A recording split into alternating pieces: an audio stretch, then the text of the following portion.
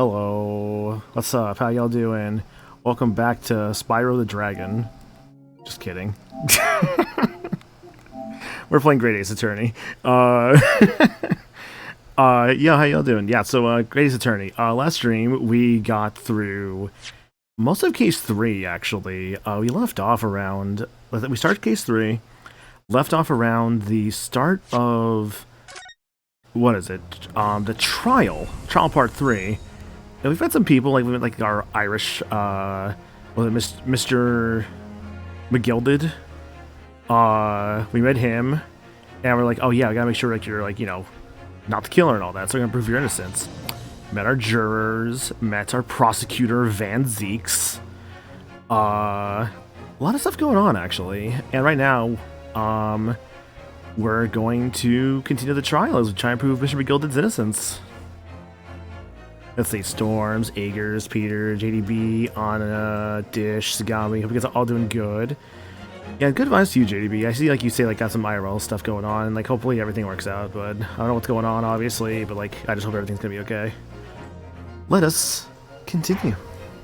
The Adventure of the Runaway Room, Part 3. Yes, we also had, like, the whole, like, the murder in, like, a coach. There's, like... I call it a coach. It's not really like a coach. It's more just like a bus, like an old ancient European bus. Like, I call it ancient, but it's like more like 100 years ago. The 18th of February, 12:52 p.m. The Old Bailey, defendants, antechamber. So what's also going on as well? Yeah, omnibus. Yeah, so I'm trying to suck around. Yeah, so what's going on? We're given a test by male stronghearts, basically prove Magnus McGilded's innocence against the Reaper, the Bailey, Baron Van Zeeks, his first time doing a trial in 5 years.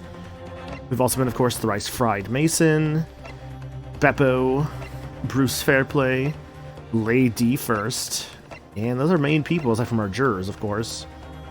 I have a condition makes my body around painful. I have to be job searching. I don't know what the job searching kind of thinks of me. Ooh, that's... yeah, I can understand why it would be rough. Best of luck, dude. If you can find something remote, that'd be great, obviously. But yeah, let me go back into Discord here. Get my broadcast going for my co-coms and fellow voice actors, I suppose, for this playthrough, and get this going. Hello. Hello. Let's see.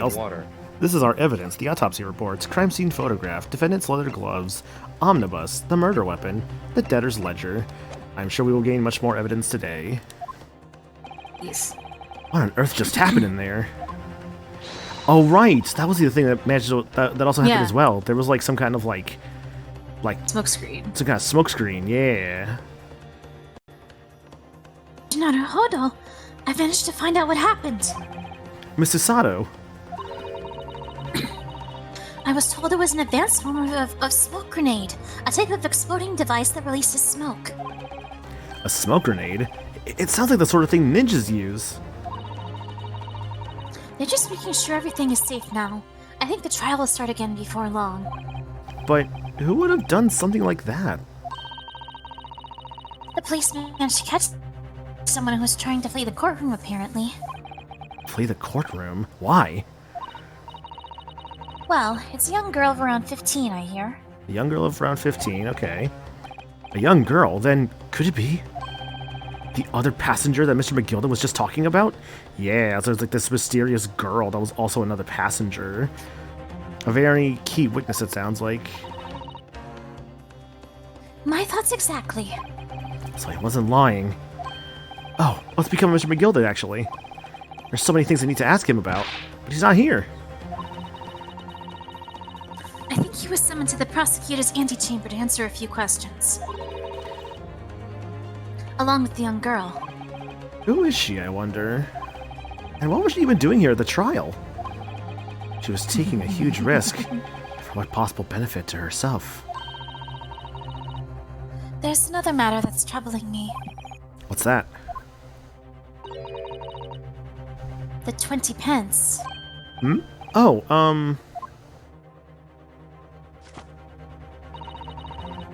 According to the coachman, Mr. Beppo,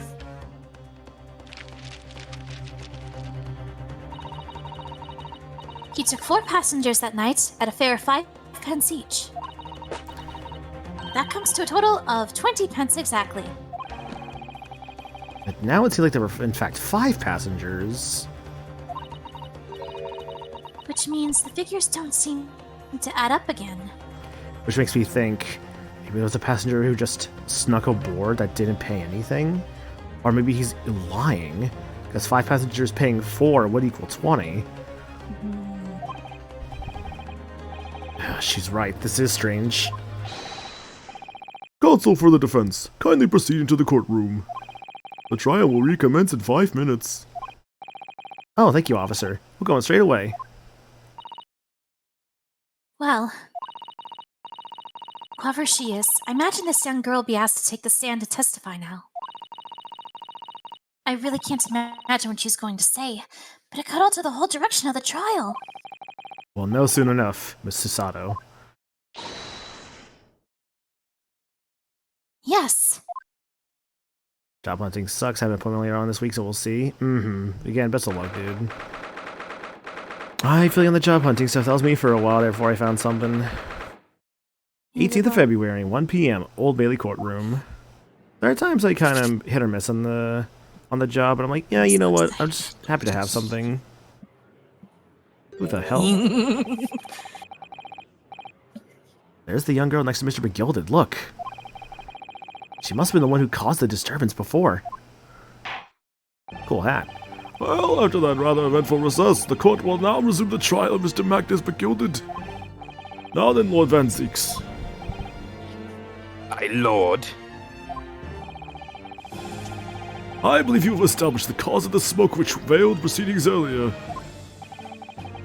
It seems to have been an advanced form of smoke grenade, of the sort typically employed by the army. Good gracious, the army! What in the devil's name?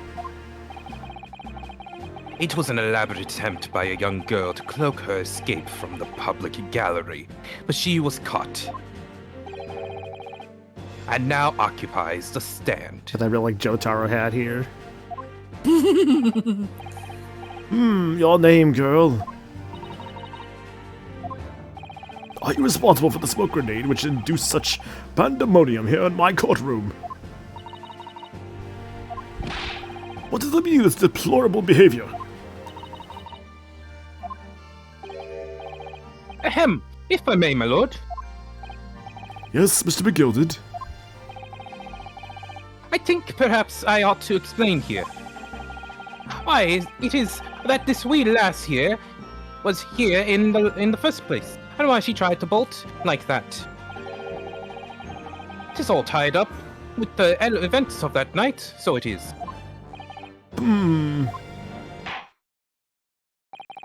Very well, Mr. McGilded, give your testimony. You will explain to the court exactly how this young woman is involved in this case. Just what did happen that night? It's not like a defense lawyer needs that information or anything. 1 a.m. should probably sleep. Yeah, definitely get some rest, bud. Again, appreciate you being around. The young girl. On the night in question, I took the back seat in the omnibus and promptly nodded off. Then, beggar, a loud thud and wee scream woke me up from the fair with a fair start. Objection. I object to this objection of this objection to the time when the objection happened, whether the objection occurred, and to who the objection happens to. Hi, Joe. How you doing, dude? Hope you're doing good. Hello. There was a fella collapsed on the floor at me feet, so I sat him up on the seat across from me. Okay, I don't think I can, like, disprove that. And I turned to find out where that scream had come from, and bless my soul, what did I find? It was like a press. There was a child in there, all curled up in a ball, hiding her wee self away. Don't know if I can prove that one wrong yet. Okay, that's the logic I kind of think about. Is just, can I prove this statement wrong, and or does this need more information? I remain somewhat baffled, I confess, but from what I gather on the night in question, this young girl was indeed riding in the omnibus. Is this correct? It's exactly as the defense counsel said. This lass This last was the 5th passenger, my lord. The 5th passenger. Very well. The defense may now cross-examine the witness. Are you ready, counsel? Yes, my lord. Rather, no. I have no idea where to start. Hold on. Getting the and there we go. There we go. I like how the one you have is from, like, the first trial, it looks like, versus, because this is, like, the English courtroom. I saw it, and I went like, that's a great face. I'm making that emo immediately. A young girl. Alright, let's see. What feels like the most pressable statements? And last time played, January the 28th. Today is February 1st. And the correct month now for this case. Yeah, not the correct day though. I didn't. I would need to wait a few more weeks, I think. And I'm not waiting a few more weeks just to like finish this trial. It'd be ridiculous. Because I think I can finish this today. We'll see, of course. Then we stream. This trial is not the game. No, the game is not being finished today. Oh, definitely not. I still got a case 4, still got a case 5, most likely a case 5. I'm going to just assume a case 5. Let's press this one. You set him up. The victim, you mean? I did. On the seat across from me, as I said. I could plainly see the poor devil was already gone. And you wouldn't leave a dead man just lying on the floor now, would you? It's common courtesy, so it is. I find that a little hard to believe. Lord Van Zeeks? Now, why would that be? Ada. You wake to find a man lying dead at your feet in a carriage. Any normal person would hail the cabman. Any upstanding member of London society, that is. Well, now, as you know, I'm in something of a special line of business. Yeah, money lending. The business of lending money at exorbitant rates of interest. Unfortunately, my lord, not everyone is thankful for the help I offer them, and some would even see me dead. So, I do try, where that all possible, to avoid getting myself in a tangle with trouble. Are you suggesting that you were just going to leave the man there? Heavens alive, no! I was always intending to report it, so I was. Only I had a mind to find out the whys and wherefore first. The whys and wherefores? Right you are. There were some details I wanted to understand before anyone else got to meddle in. Meddling, huh? That wee scream I heard, for example. So tampering evidence. It sounds like it. I'll be doing good, Grim. Yeah, tampering with the crime scene. Yep. Wouldn't your good self do just the same? Yes. The scream he says he heard at the same time as the thud of the victim collapsing.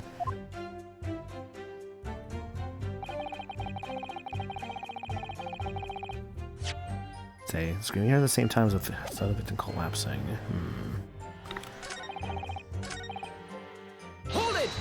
Hold it!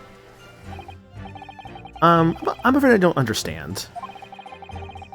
I'm sure you told the court that there was no one else in the carriage except yourself and the victim. Oh, I did, sir, so I did. As far as I could see, that is.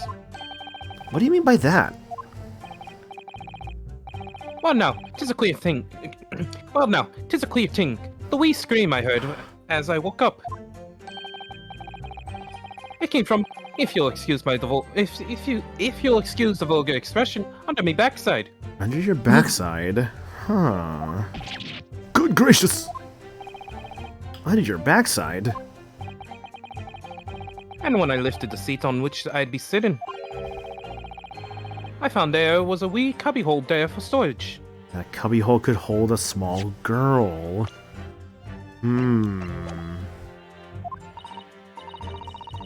Mr. Naruhodo, we can examine the omnibus ourselves, remember? Yes, of course. The whole bus was submitted as evidence. So funny, that's the whole bus. Gotta take this bad boy to the crime scene center. This would be a very good time to have a thorough look around inside. And that's when I found her. That's right, the whole bus. So you're gonna listen to the game? Hello, KB. My KV. Hello. You say she was hiding herself. I mean, I already looked at the omnibus thing before, although maybe trying to tell me something. Hang on. Because now I have new info with the girl. The girl has appeared, KV. The girl has appeared. Ooh, hello. Was that always on the ground? Oh. Yeah. That's blood, isn't it?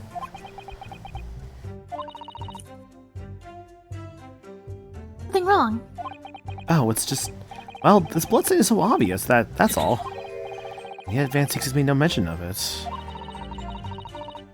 I suppose it does seem a little strange. Why do I have such a bad feeling about this? Oh, my learned friend, you'll have bad feelings about many things. What? Where's all the stuff that was It's empty inside? now. This is a storage compartment, but there's nothing in here. It's totally empty. Something doesn't seem right here. Can't put my finger on what it is. Huh. The bus is Hey, changed. do you know about the Great Exhibition? What's up? Sorry. Do you know about the Great Exhibition? Great Did exhibition. you know about the Great You know about the Exhibition? Crystal Tower? Did you know about the Crystal Tower? It's very important that you do. I've never played Final Fantasy 3, but I do own the DS version on Steam. Oh, the DS version's on Steam? Yeah. Oh, I heard good things about that. I might pick that up sometime. I know it's not bad, but I also know it's like kind of bullshit. Because there's things like, when you change your job, you get like a stat penalty for like a little bit until you do like a few fights. Yeah, that's not the worst thing in the world. It's not, no, but like there's some rough stuff. Like I know like the Gerudo boss fights is a pretty infamously difficult 1 in 3.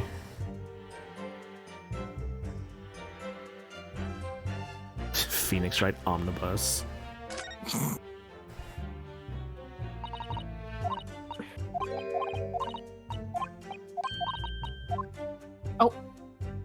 I wasn't sure that was anything new or not. It's not. No, No. I'm be real with you right now, Nako. You have seen the new things you need to see with this. Okay. You've seen nothing. I've There are seen no new nothing. things. And everything. I can see. I will work with my special eyes. See, all I have to do is dig a tunnel and like dig like all the tunnels, and then I can look Dig a tunnel, dig when the a hyena tunnel. come. Dig a tunnel, dig. Yo, unironically, Lion King 1.5, like actually fucking It's great. good. Yeah, no, it's legit a super good Disney sequel. Unironically. Aye, that's right. I love me Lion King 1.5. It was hard to see in the dim lamplight, but she was all curled up in a wee ball when our eyes met. Well, me heart nearly stopped beating in me chest. Oh yeah, the mini games like the what is it? The Who Wants to Be a Millionaire parody with like Lion King trivia. I played that one so many times. You're really overacting this. No, Peter's doing a good job. What are you talking about? Still in all, I pulled her out from under there. I sat her on the seat opposite so I could have a wee chin wag with her. What are you doing to her chin? The It's seat just like, opposite. it's like conversation. No, I know. That's right, just next to the dead gentleman there. I need my chin waggled, to be honest. What do you mean by that? You sat this young girl next to a corpse, sir. Well, as I'm sure I mentioned, a gentleman in my position can all too often find himself in mortal danger. So, I needed to find out just who this urchin was, you see.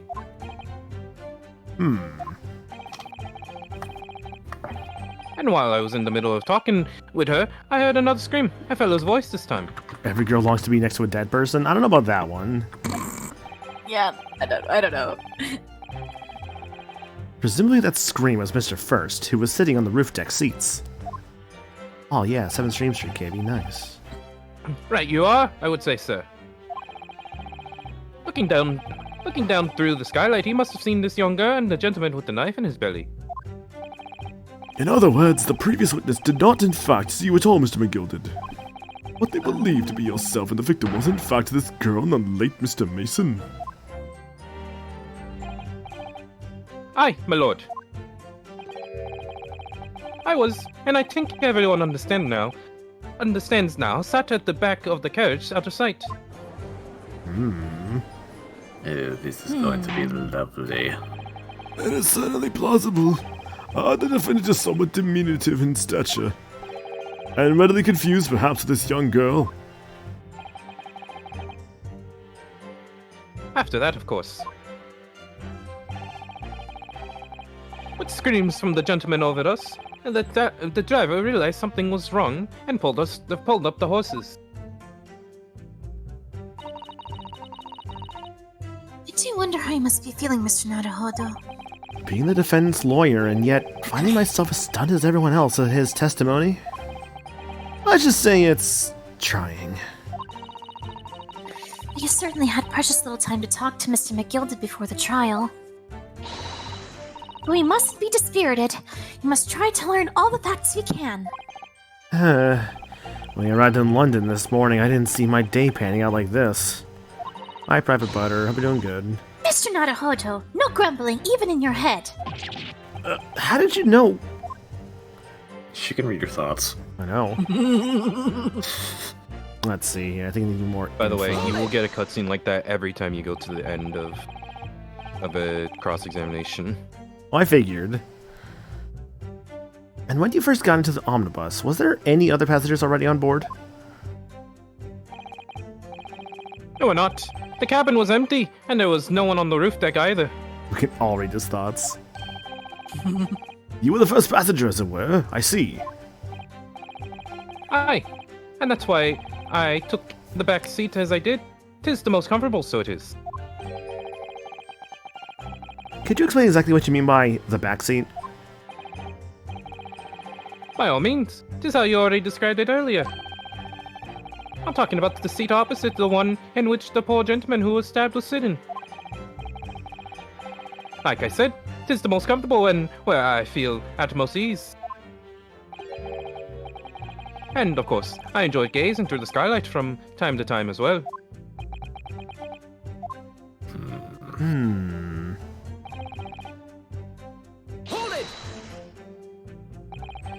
A loud thud, you say, and a scream.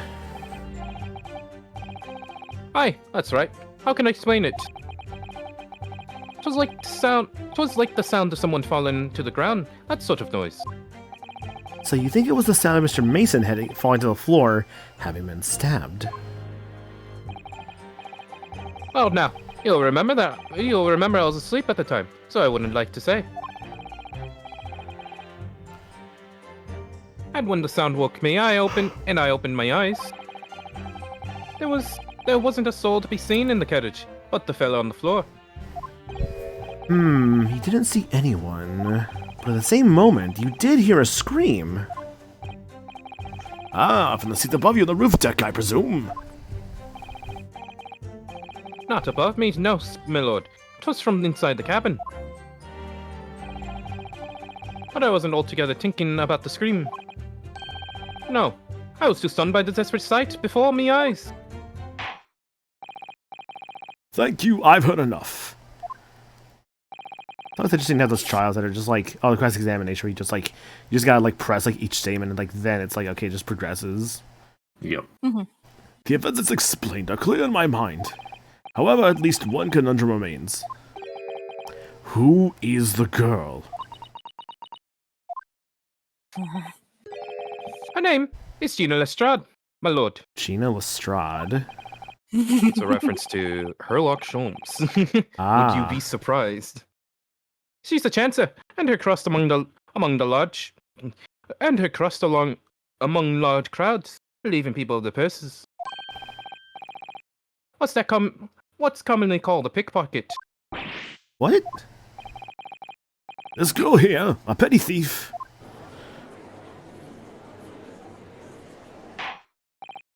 Order, order! Is this true, Miss Lestrade? Miss Lestrade, you will answer the question. Ah! How dare you? What is the meaning of this? Ah, the girl, she's gone. Open your eyes. Oh, that's you. I'm over here. She moved 5 feet. Good gracious, how? She moved 5 feet, Judge. What was the point of that little sidestep? I know what you lot are thinking. Grown-ups are all the same. This dirty little dipper, you'll say, slipped up and got caught in the job. She got herself back into a corner, so she knifed the gent. Go on, that's in your heads, ain't it? Lover song? Yeah. No, not at all. This is a court of law. We're here to determine the truth, not...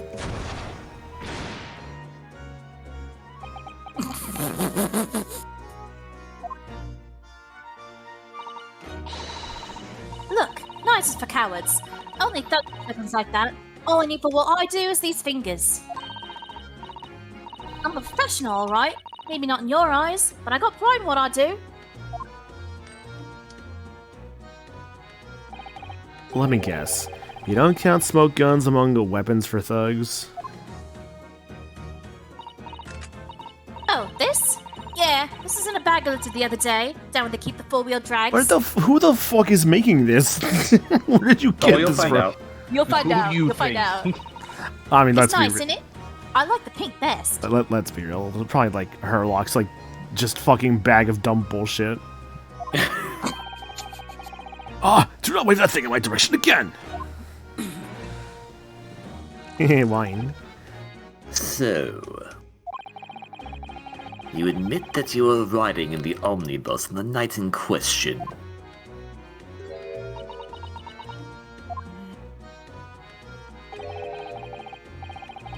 It's alright, Les. You can tell them the truth now.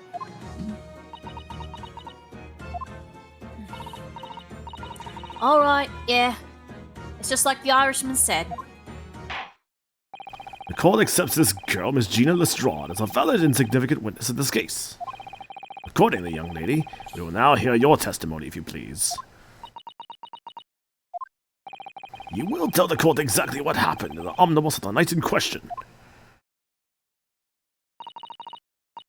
Alright, if I have to. Witness testimony. What the girl saw.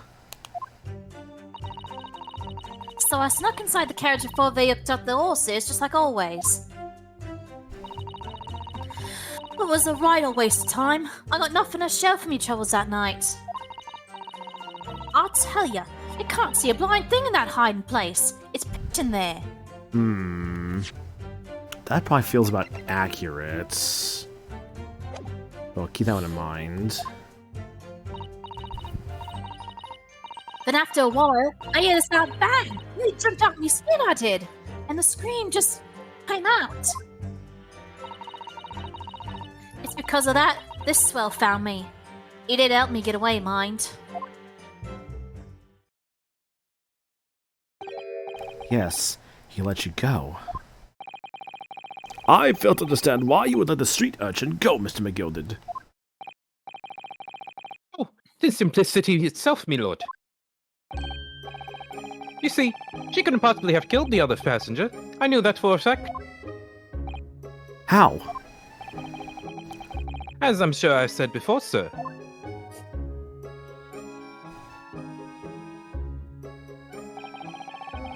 I was sitting right on top of... on top of the place where she was hiding herself. Yeah, so she tried to, like, move out of there. She'd have been caught. Also, I just realized my fucking layout is not right. Hang on a second. Yeah, where's Ryunosuke? Yeah, there he is. He's Um, hiding. Yeah. I forgot to change back. You know what Ryunosuke needs? The revival of his dead lover. A hat.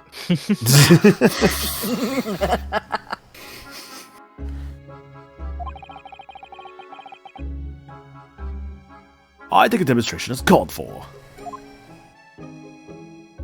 Yeah, I'm glad I noticed that only half an hour in. It would have been worse if it was 3 hours in. It's like, oh wait, shit, I've had Ryunosuke up this entire time. This is where I sat that night. And the cubbyhole of which you have spoken is underneath the seat, I presume. Yeah, so she was in there. Then no way to have opened that without feeling something the way that moves up. Yes, it does appear just large enough to accommodate someone of the girl's stature. Aye. Aye, but of course, the wee lass was stuck in there. Because I parked myself on the seat for the duration. Ah, So you see, that's why I let the lass bolt. I knew that if the police found her there, they'd automatically assume she'd done it. But I couldn't live with myself if a young life was ruined when all the time I knew she was innocent. even though you must have realized your action will result in your own innocence being called into question.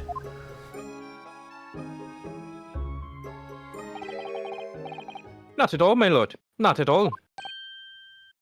I knew in my own heart that I was innocent. So I thought it was worth taking a punt on my own good name for the sake of this less fortunate lass. My goodness. What a perfect gentleman. My lord, this fine example of a man cannot possibly be guilty of a heinous crime like this.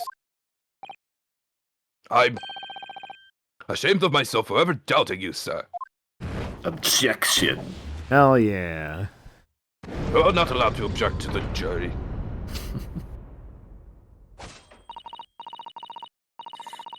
Calculated reasoning will arrive clearly at the truth every time. Oh, now it's all white. There's no way that sticks. No, it's 6. You win. Game over. Saints alive! All 6 members of the jury consensual in their leaning toward a verdict of not guilty.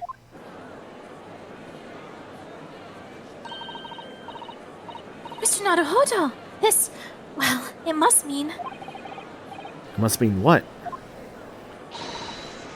that we're victorious. Yo, like the Oh, that TV show. show? We've won? Are you sure? Objection! Oh my god. Love it. There it is! There it is! The leg. My iron-hit Wellington offends. Pray do forgive the discourtesy. Leg!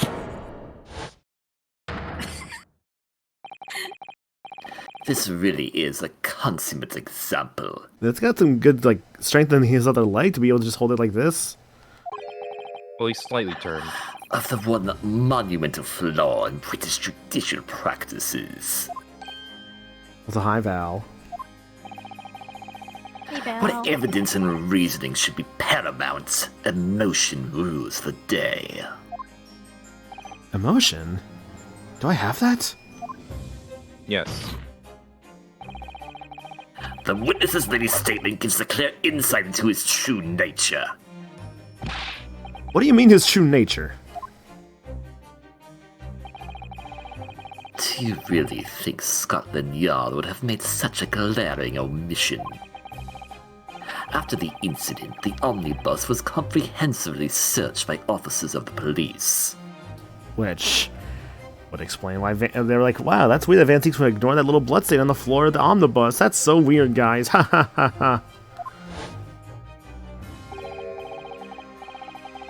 Obviously, the interior of this cubbyhole, as the witness put it, was included in their investigation.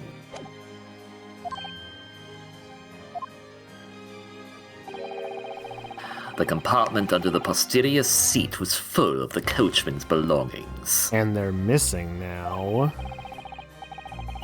It's noted in black and white here in the police report. Good lord! The evidence has been tampered with. In order to corroborate Mr. McGilded's story, someone has unlawfully removed everything from under the seat. What?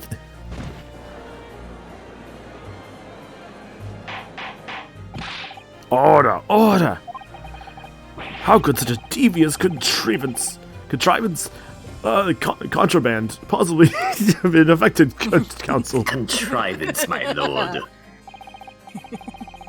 Naturally, we must acknowledge the deficiencies of the constabulary in allowing this to have happened. Contra for the Nintendo Entertainment System! Yes, Super C if you prefer, my lord. Let us continue. However, I assure you, when the omnibus was wheeled into the courtroom this morning... I should beat Contra at some point. That game's kind of hard, but like I've enjoyed when I played a bit. Just use the Konami code, my lord. The compartment under the seat was not empty. Well, my Nipponese friend. Me? When the carriage was submitted as evidence, doubtlessly you examined it in fine detail, as would any self-respecting practitioner of the law. Pray, what did you find the condition of the undersea compartment to be? Yo, Frozen, hope you're doing good. I saw a Van Zeek's stanky leg. Oh, to be sure, the young gentleman will be able to. The young gentleman will be able to clear this up in a jiffy. Sorry? Go ahead. You tell the court now, fella. Now, this is all an elaborate excuse by the desperate Lord Van Zeeks. I think someone's desperate here, but I don't think it's Van Zeeks. Look, I'm not Phoenix Wright. I don't have to believe in my clients. Well, counsel. You do actually if you want to stay here in London. Well, counsel, you have something to say on this matter? But he has cash, that is true. He will be able to pay us hot, fat stacks. And we'll be able to be very rich in London for a while if we do win this trial. How am I supposed to answer? What can I say about the state of that little compartment under the seat in the omnibus? I didn't look. It wasn't empty. Tell the truth. I really don't know if giving this answer is helping my cause as counsel for the defense. But as far as I remember, at least. When I first examined the compartment, I'm fairly certain there were a number of articles inside it, yes. Are you sure, counsel?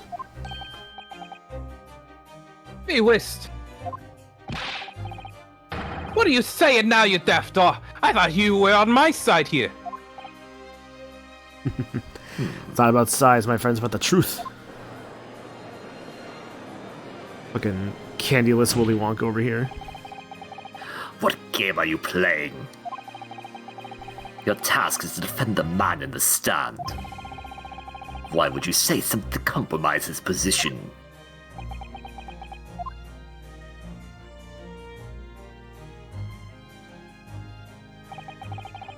As the advocate for the defense in this trial, I confess I'm still not entirely sure where I stand. But it seems to me that I should state what facts I do know as clearly and honestly as possible. Interesting.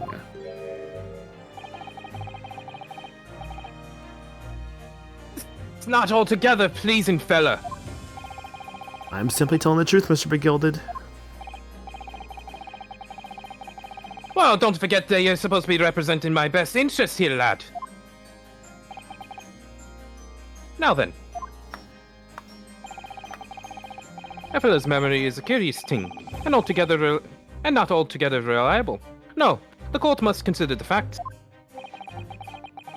That there cubbyhole under the seat is as empty as the devil's heart, so it is. Do you think perhaps it would be in your best interest to now admit that you might have been mistaken?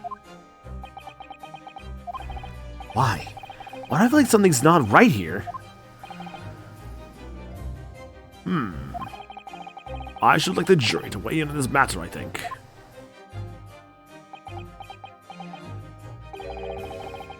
The compartment is designed to house equipment used to maintain the smooth running of the carriage.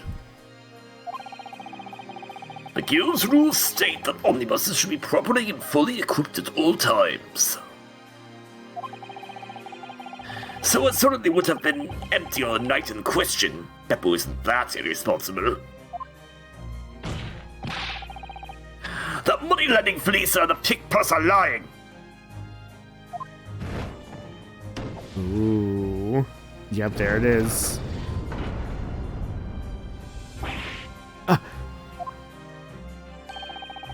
Oh shit, German. Can't believe I was nearly taken in. The stinking wrench are always stinkers. Nothing but cowards. A lot of them. What? Oh no. It's a trick. Of course it's a trick.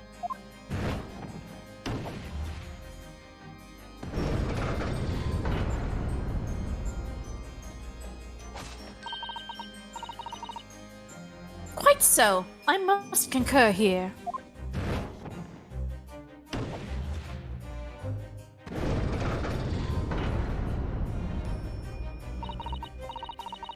With calm, calculated reasoning, one arrives clearly at the truth every time. Yes, but every time a different truth, it seems.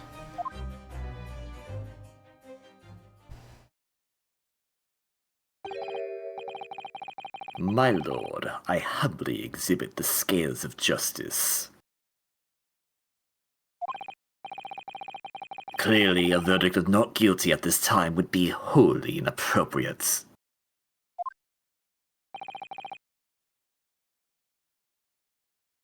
Thank you, counsel.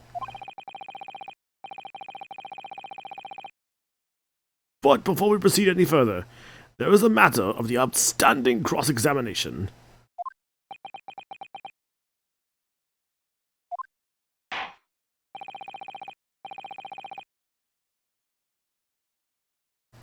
Counsel for the defense, begin your questioning of the witness, please.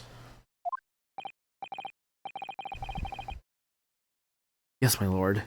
What just happened? The whole balance of the trial just shifted almost beyond recognition. The Reaper of the Bailey is at work, it would seem.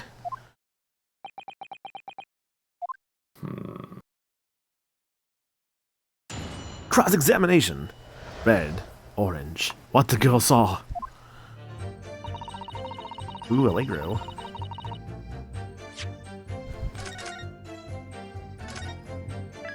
Ba ba ba ba ba ba ba. Alright, so I guess at the carriage before they cooked up the horses. Not cooked up, but walked up the horses. No, hooked up the horses. She's got a Cockney accent, that's why it's like that. Cockney? Cockney? Why's Tuesday, innit? Tuesday, innit? Why they cock 'em on me?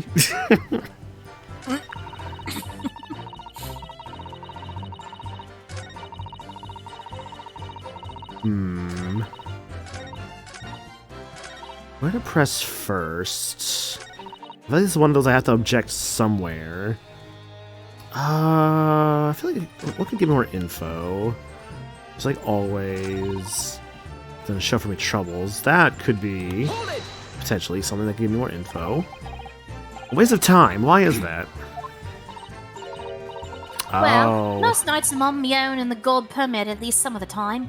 Ah, right. Miguel could be reacting to a statement at some point. Gotta press the first one now. You call him Miguel? I keep calling him McGill. It's McGilded. I keep thinking McGill because, like, that's like, what is it? Saul Goodman's real name is like James McGill. Huh? Yeah, they go over in Better Call Saul. Don't worry. I never bet watching it. it's very good. I might argue Better Call Saul is actually a better show than Breaking Bad. It's literally that good. I beg your pardon, did you say God permit? Oh, yeah. Well, that's what my kind call it. You'd say the omnibus, I suppose. The point is, in a normal run, the carriage ain't got no one in it for a while. And that's when you come out of your little hiding place and get away. That's it. Only that night. This cove was sat on me seat from the start. And he didn't budge the whole way, did he? Not once. I was totally stuck. Do you mean to tell us that you were present in the carriage for the duration? You were under the seat the entire time when the events unfolded in the enclosed cabin. Yeah. Right, mister? To be sure, I was as shocked as anyone. You don't expect to lift the cushion you've been sat on to find a child now, do you? I would hope if I lift a cushion, I'm gonna find like some coins or something. Aw, $20, I wanted a peanut. So this Miss Lestrade couldn't possibly be the culprit then. Yeah, that's the big thing, that there's no way for her to be the culprit, so then who is? I don't think it's gonna be our clients. My working theory now, if I had to pick somebody...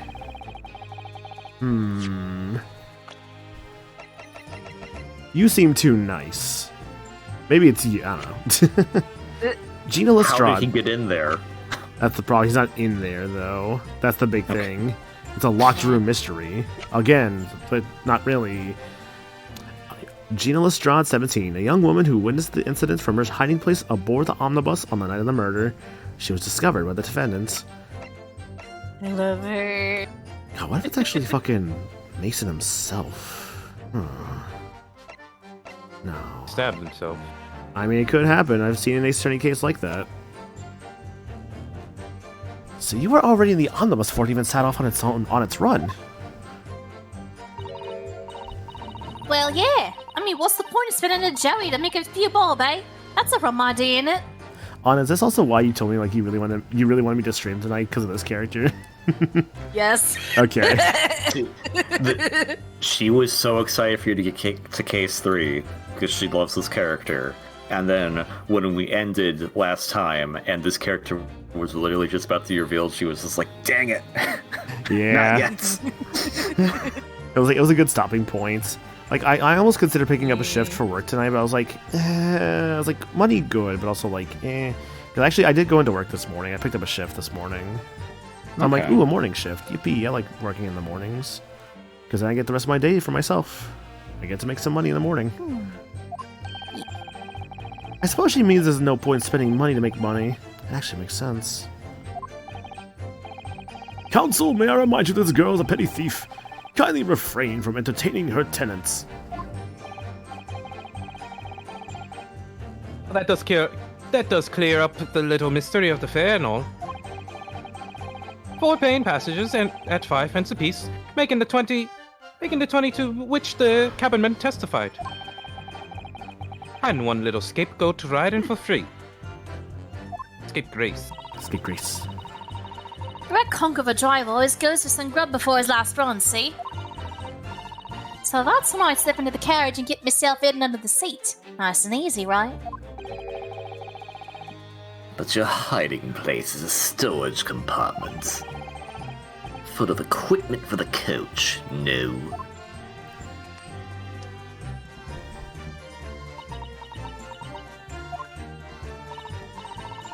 Yeah, there's brushes and buckets and whatnot in there, sure.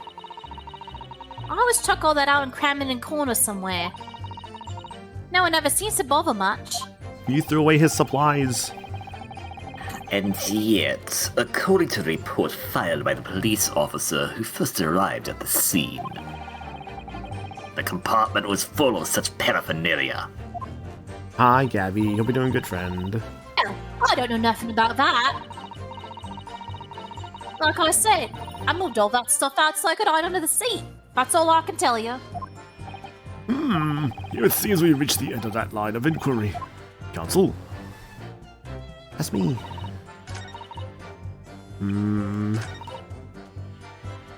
I feel like it's... God, what would it be, honestly?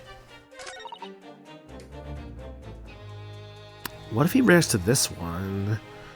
Ah, just to go in order just in case, because it could just be the third one for all I know. Regulus asking for the monkey. Here is your monkey. Oh shit, the classic. Hell yeah. He wants the fucking collar. He's gonna choke him out by the collar. Thank you for the monkey summon there, Regulus. Appreciate that. I love that one because I just like whenever I see that one pop up, I just try to have it like to where I actually have the one like not locked because it's more fun to like kind of like move around that monkey. It's great. Hello, not Edgeworth. Yeah, that's Van Zeeks. So you couldn't see out into the cabin at all. Not a jaunt. Most days I push the cushion up with me head and look out the crack. My hand, I can't talk.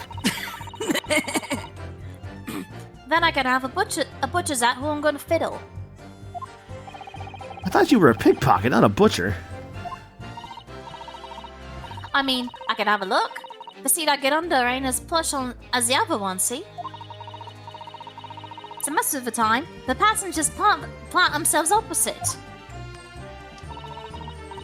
But for some reason that night, this here Irishman spent the whole journey right over me head. And for that reason, you weren't able to push the cushion up to peek out. You see... Truth is, I ain't too happy in small dark places. Feels too much like being thrown in the clink. But it's the only place to hide in them carriages, so it's Obson's choice. What the hell's Obson?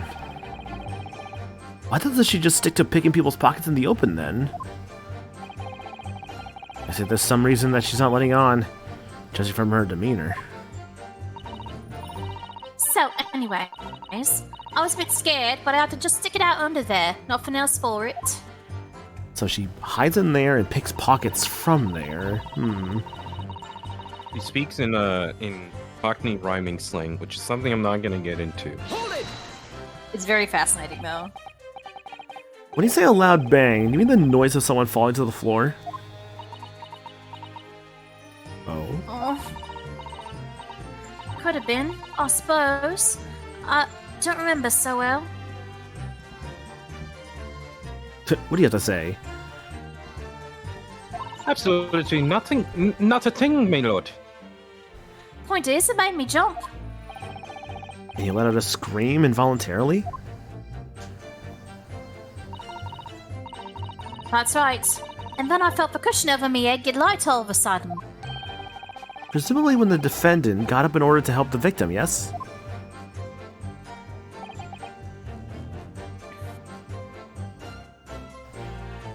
Or not. It could equally have been the moment the accused stood on in order to stab his victim, could it not? Well, girl, did you see what happened at that crucial moment? Yeah, I saw it. Hmm? I pushed up the cushion and had a quick butcher's while I had the chance, didn't I?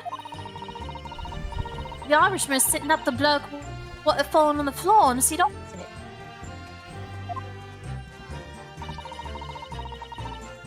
That matches Mr. McGilda's account, of course. But then, he turns around and looks right at me. I saw him round again, but it was too late by then. I should never risk looking.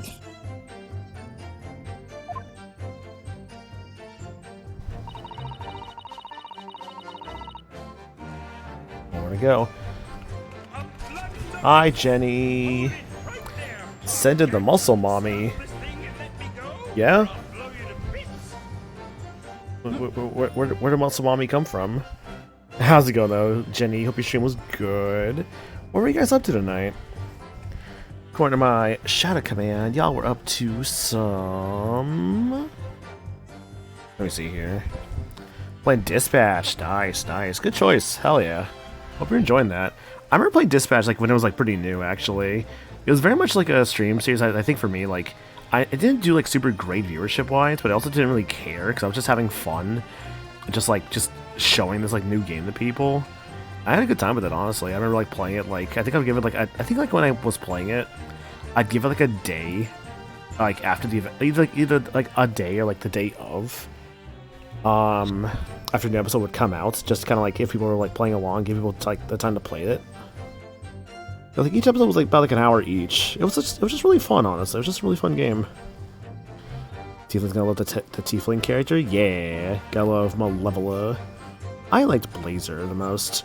But I was also like, see, it's funny, because I think I definitely like Blazer more. But I went for, what was it? For Invisigal, really just as the whole, just like, I can fix her. I'm going to fix her. Yeah, no, if it wasn't for the whole, like, I'm trying to fix her thing, I probably would have just, like, romanced Blazer. But I was like, you know what? I just went for, like, I think that's also kind of why, like, I did that, because I feel like on, like, a replay, I'd be like, you know what?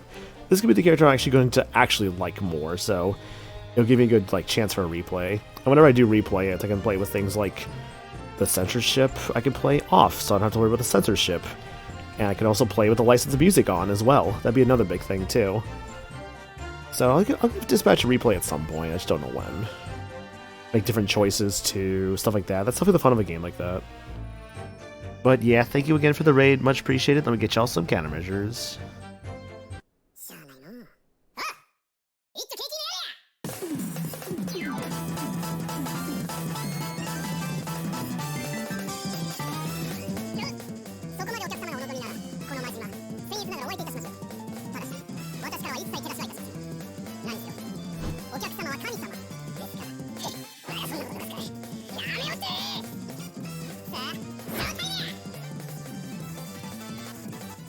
Jenny, thank you for the raid. Much appreciated. Oop, wrong screen.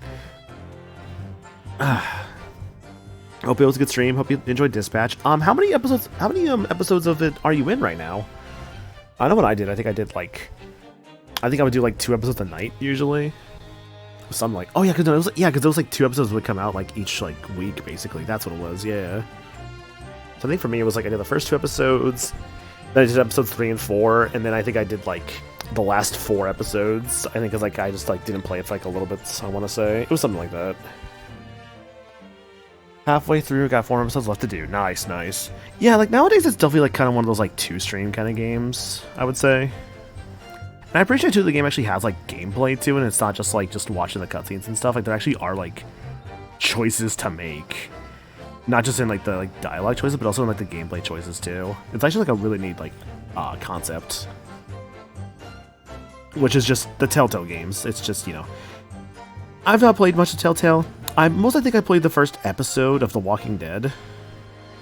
I remember playing that like years ago. I liked it. I'd like to go back and finish it eventually. Got some grub. Catch you later. No worries. You have a good one. Thank you again for the raid. Much appreciated. I hope you enjoy the rest of Dispatch and get back to it. Hold it! And when Mr. McGilda discovered you, he pulled you out from your hiding place.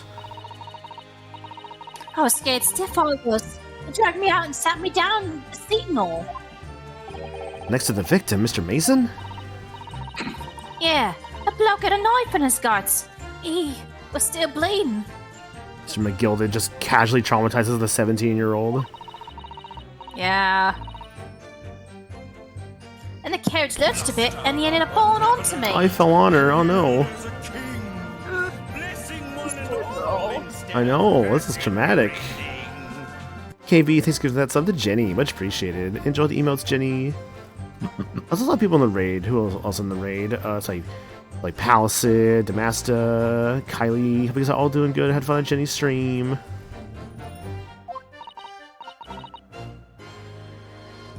How awful. Also, if y'all need to raid and run, I completely understand. Then again, my name is Maniacal. I'm a variety streamer. I do video games around here. Greatest Attorney and Sonic Superstars are my main playthroughs right now. Don't really have a stream schedule set for the next week because I'm waiting on my work schedule to come out, which usually comes out on Mondays. So I will ideally be getting that done then. Also, hi Clover, thanks for the raid as well. How was your stream? What were you doing? You were doing video game. You're playing retro. Hell yeah, that could be anything. Hope whatever hope whatever game you were playing tonight was fun for you.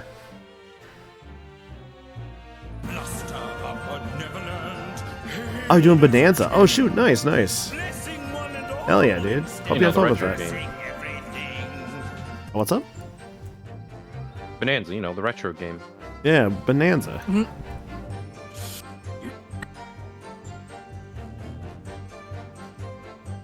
Bonanza. Oh, Bonanza. That's the wrong one. What do you think? Yesterday was his. Yesterday was International The Cowboy Show Bonanza. I've never seen that show. I'm sorry, hon. It's very old. Is it like Woody's Roundup? No, not really. My dad watches a lot of westerns, so I'm familiar with some. Both me and are covered in blood. It made me feel sick as a dog. My Western experience is I played Red Dead Redemption. The first one. And I've played I think... Yes, Glove. Glove is excited as me. I played 2.5 hours of Red Dead Redemption 2. I watched Cowboys vs. Aliens. I don't know about that one. I guess I've seen Star Wars. That's space western. I've seen Trigun. I've seen Cowboy Bebop. I've seen Outlaw Star. Those are all space westerns. These count, obviously. Both our hands covered in blood. That must be what the rooftop passengers saw. I showed Anna and Cassie recently more episodes of Bebop. I've introduced. We've now seen Hein and Faye Valentine, which yippee. Yeah.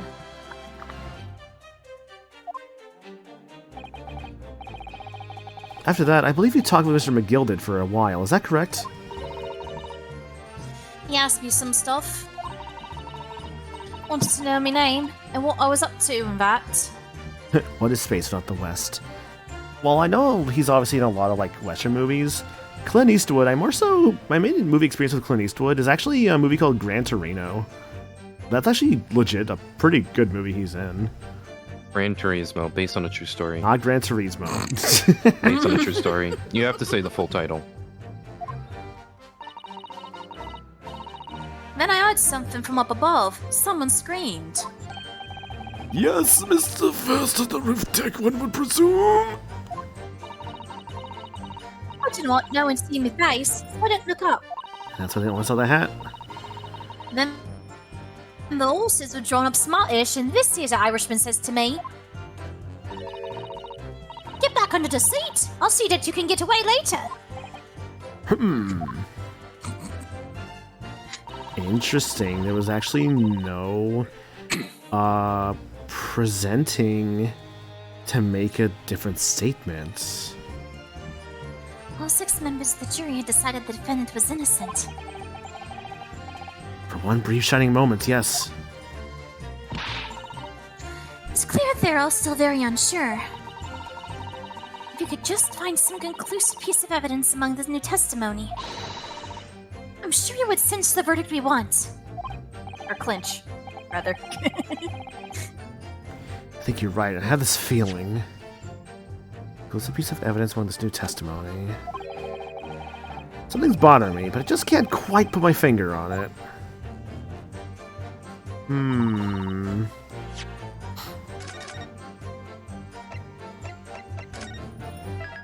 Something among the evidence.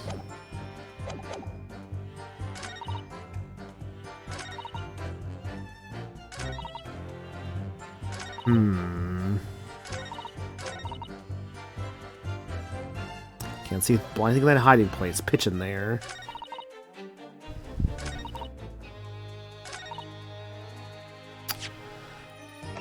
Is it weird to think that this might be the answer, actually? Hang on. That's obviously like that. Let's see, that's the knife there.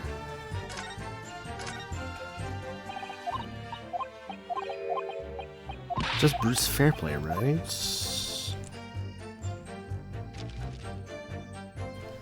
Yeah, it's all scribbly, but it's mainly just Bruce Fairplay.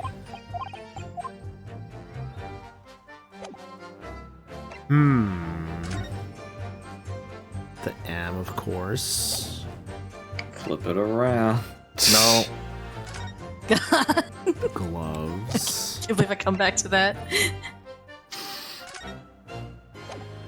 Hat. Brickmaster, 10 to 11. Stabbed once. The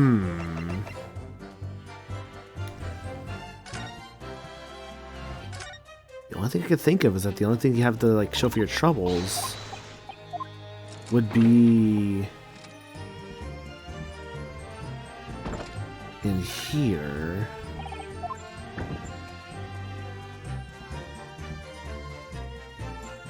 There's pitch in there. I think I can prove that it is probably pitch black in there. Yeah, that doesn't feel like I can't just disprove that.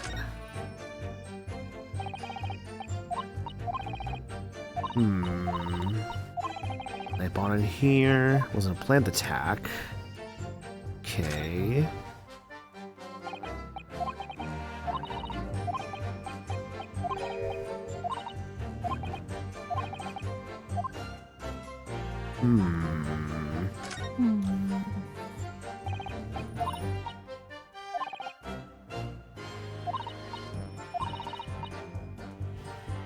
Couldn't see anything outside those skylights. There's no planned attack.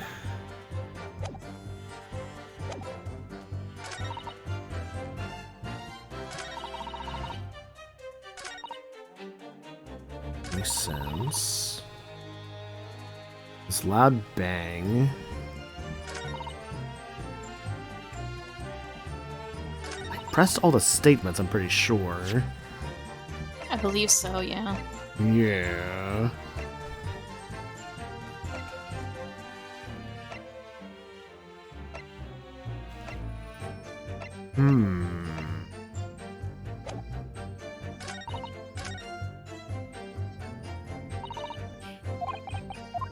Yep, I got that part.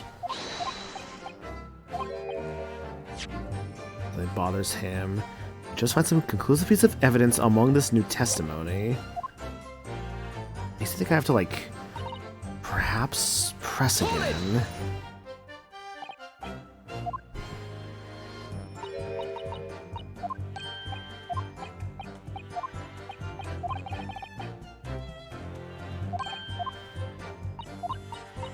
It's usually obvious whenever they do react, but whether that's always going to be the case.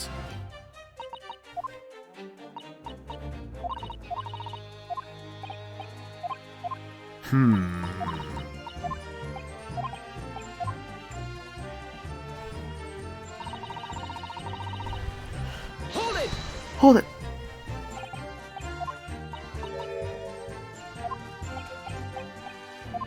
I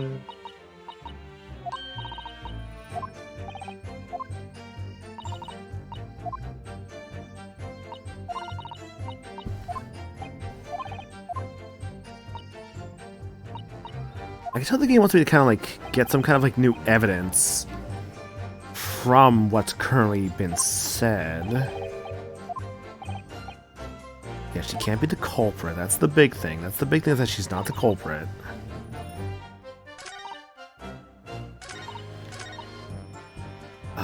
Can I disprove there's a loud bang? No. Let's like add on to that. But how would I add on to that? It's not about the knife.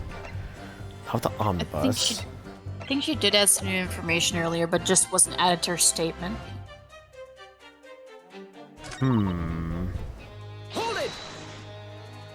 I would say there technically is a way to prove the bang.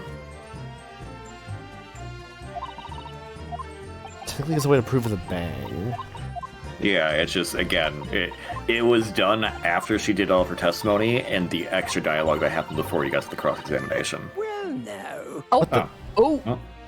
Why did that change? Hello? Huh, why did that change? Okay. Was that... It's a press again sort of deal. Pursue. Yeah. Okay. Interesting. You're supposed to hear thing and then do it again, and then it pops up. It's that. So sometimes it would be just as simple as just you have to press a statement twice. Yeah, Interesting. Ace Attorney does that. Sometimes, not too often. It's in game 2.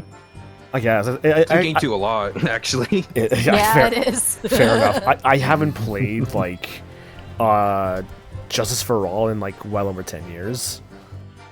Fair enough. Fair. Absolutely fair. I played it back in high school. Nice. Is something wrong, Mr. McGilded? Oh, I do apologize. Nope, that's not the right voice. I do apologize. Was there something the matter, Counsel? Felt bad just kind of like matching through dialogue, hoping for like something new. It's like, oh, there's something new.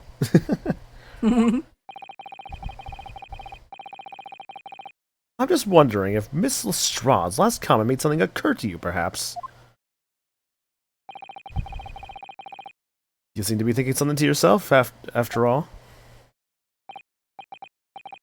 Oh, no. 'Twas nothing important. I was feeling bad for the poor lass, is all. I remember feeling desperate myself as a young lad.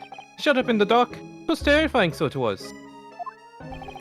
I see. Yes, I'm sure we can all sympathize. I'm still scared of the dark now.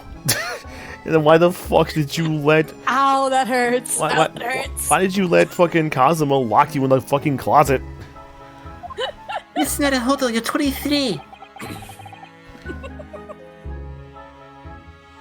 Hey, and I don't know about yourself, but I find that the darkness seems to make everything you hear seem that much louder as well. You know, that's a fair way to look at it, Agers, is just like, maybe he's traumatized now because of like, you know, being in the dark was like causing him like lose his friend. So bad memories, associations. Yeah. Yeah. I suppose it does. Maybe. Miss Lestrade. Did you hear something that night? Anything? An unusual noise, perhaps?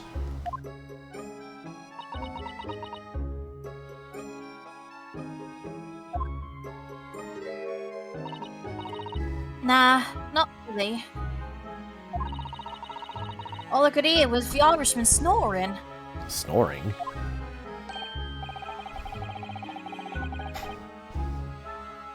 Jabbers, there's no need to tell the whole world of me foibles, ye little scamp. What a pity. If only Miss Lestrade had heard something, it might have given us a vital new clue. I think the fact he was snoring is a clue, to be honest. Yes. What should we make of that last statement of hers? It's important. It's always important. It's never not Always important. It's never not important. My Always lord. say statement's important. I believe the statement just made by the witness is profoundly important. Profoundly important, but all she said was that she heard nothing. Yes, which is the profoundly important point. I'm almost sure of it. Like his animation there. I'm almost sure I don't understand the inner workings of your Eastern Mind Council, nevertheless. Miss Gina Lestrade, you will supplement your formal testimony by repeating that last statement, please. What? Supplement? What are you on about? Don't give me all your fancy talk. I know what you're trying to do. Well, it won't work on me. The inner machinations of my mind are an enigma. Shut out, Miss Naruhodo. That's right, insult the judge. Oh, excuse me. That's right, insult the judge. Always a good move. I was straining my ears to work out what was going on. Look at him snoring. Oh, that's... So you were straining to hear what was happening the entire time. Since the moment you hit yourself. Not exactly, no. Sorry? Well, there was no one in the cabin to start with. I could just push the cushion up and have a butcher's to see what was what. But then, when I saw this swell getting on, I got me head down so he didn't notice me. And Mr. McGilded sat on the seat under which you were hiding, correct? Yeah? What you Adam and Eve at, eh? What a mug! I love the way she talks. Yeah, it's Cockney. Cockney rhyme and slang. It's so fascinating. Mm-hmm. So then all I could do was listen. I'm reminded of like Uni from Xenoblade 3 a little bit, which was also a very like Cockney accent character. Hmm. I was waiting to jump out of there as soon as I heard him leave, see? But worry, not likely. Even though we stopped here and there, I never heard the door open. So I just had to stay put and listen to him driving his pigs to the market, sort of like an old dog he was.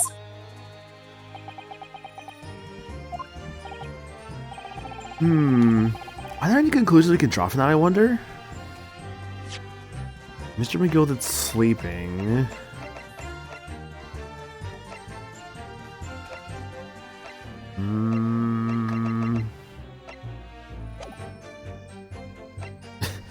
It makes sense to me.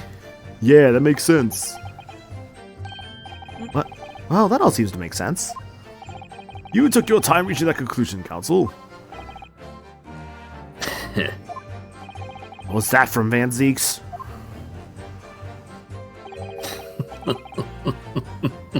Is he laughing? Fine, well then, continue with your cross-examination.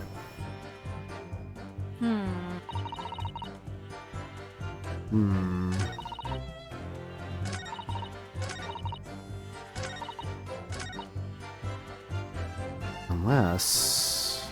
Hold it!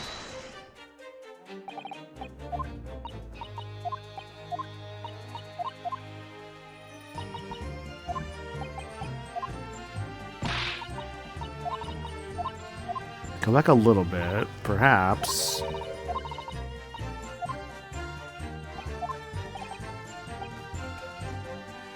Doesn't add up. Miss Lestrade, what you have just told the court is clearly at odds with the facts.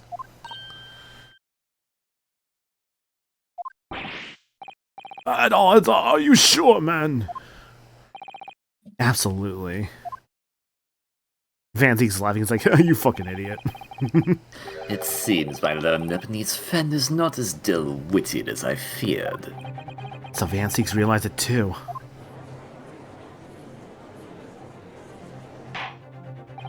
Counsel, I must insist that you bolster your claim with evidence, or some complicit party's name at the very least. Yes, my lord. I expect you to demonstrate this alleged contradiction to the court. According to Miss Lestrade, while she was hiding in the omnibus that night, she heard nothing but the sound of Mr. McGilded snoring. Think, Ryunosuke, think. Da-da. There's something else that she should have heard. She should have heard... You ask me, there's one thing she should have heard that should have been inside that cabin. Very well, my lord. Allow me to elaborate. On a particular sound that Miss Lestrade could not have failed to hear on the night under question. The sound very clearly explained by the presence... The sound very clearly explained by the presence of a following person. The murder victim, Mason. Take that! Thrice-fired Mason? Yes, my lord. The sound that Miss Lestrade cannot have failed to hear is that of the victim, Mr. Mason, boarding the omnibus. Makes sense. I was like, wait, if she's on the bus, she should have heard the victim too. The other one in there. Order, order! Explain your reasoning, counsel. Miss Lestrade, allow me to confirm something. You claimed earlier that you were the first person on the board of the omnibus, is that correct? Yeah, of course I was. I got on when the driver was in the pub, didn't I? And the next person to board the omnibus was Mr. McGilded. Yes, it was. Not a soul was in the cabin when I climbed aboard. Unless, at least, not in plain sight. So you were, to all intents and purposes, alone in the enclosed cabin of the omnibus at that time. Did I not just say as much? I wasn't traveling with anyone else, if that's what you mean. Yeah, I saw him get on, remember? With a crack under the seat cushion. He was on his own for sure.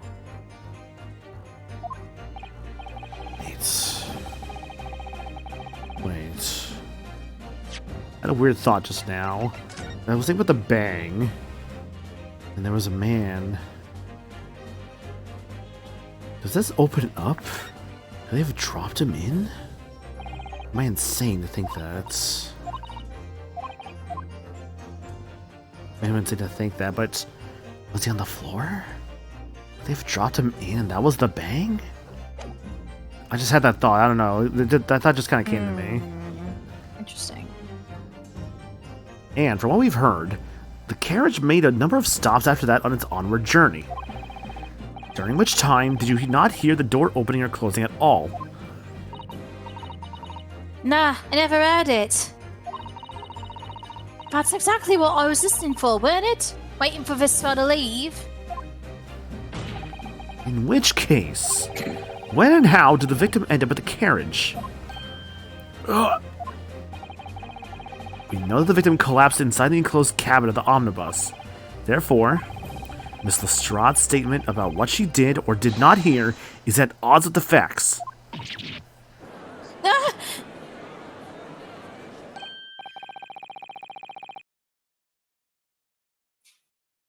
Yes, this petty thief's statement was clearly flawed. Lord Van Zeeks. Yes, he knew all too well that there was an inconsistency in Miss Lestrade's statement.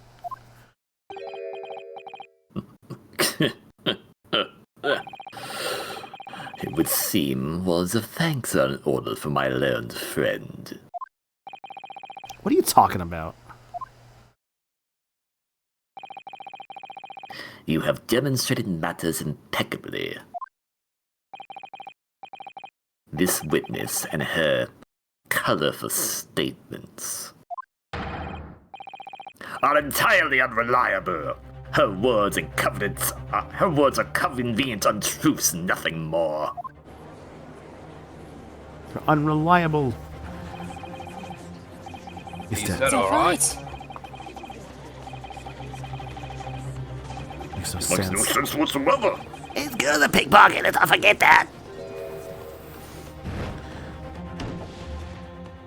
Granny's Uh-oh. angry. Uh-oh. She didn't even say anything. I didn't want to judge the dear little mite just because she had some rather naughty ways. Hey.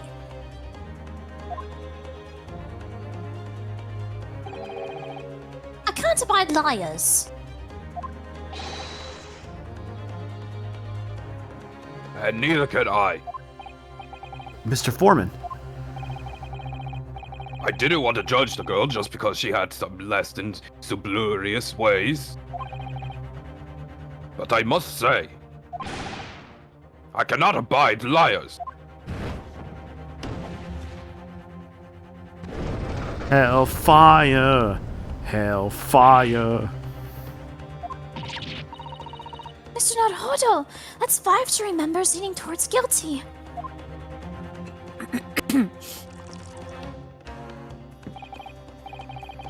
Well, your considerations for others is refreshing, my Nipponese friend. To the considerable troubles you have spared me. He's drinking the wine. Yes, very refreshing. Ah! Ah, what are you playing at? Have you forgotten who you're working for, you useless Eastern admin? This is carnage. It's perfect. Juror number 2 is the only one left. Mr. Naruhodo, the way this is going, I know. We can't find some new way to convince everyone of Mr. McGilden's innocence.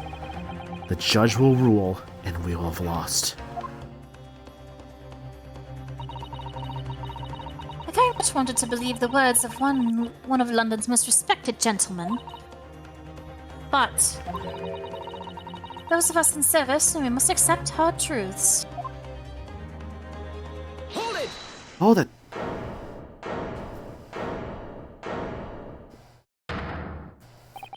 Yes, the witness's last statement seems to have revealed a critical inconsistency in her story. However, if we consider the possibility that her statement is in fact the truth, it may shed an entirely new light on this whole case. What are you saying? So, I'm sorry, sir? Whatever do you mean? Counsel, I will not tolerate you attempting to prorogue my Prorogue? I think maybe prorogue? I don't know. Prorogue my adjudication. Explain yourself at once. All these fancy big words make my head hurt. No. what's that big round thing in the sky? I thought The they... accused boarded. Oh, sorry. Continue the conversation, peanut gallery. I think that thing in the sky's the star. Excellent. Some of London's finest in these hallowed walls, I see. I love the Queen.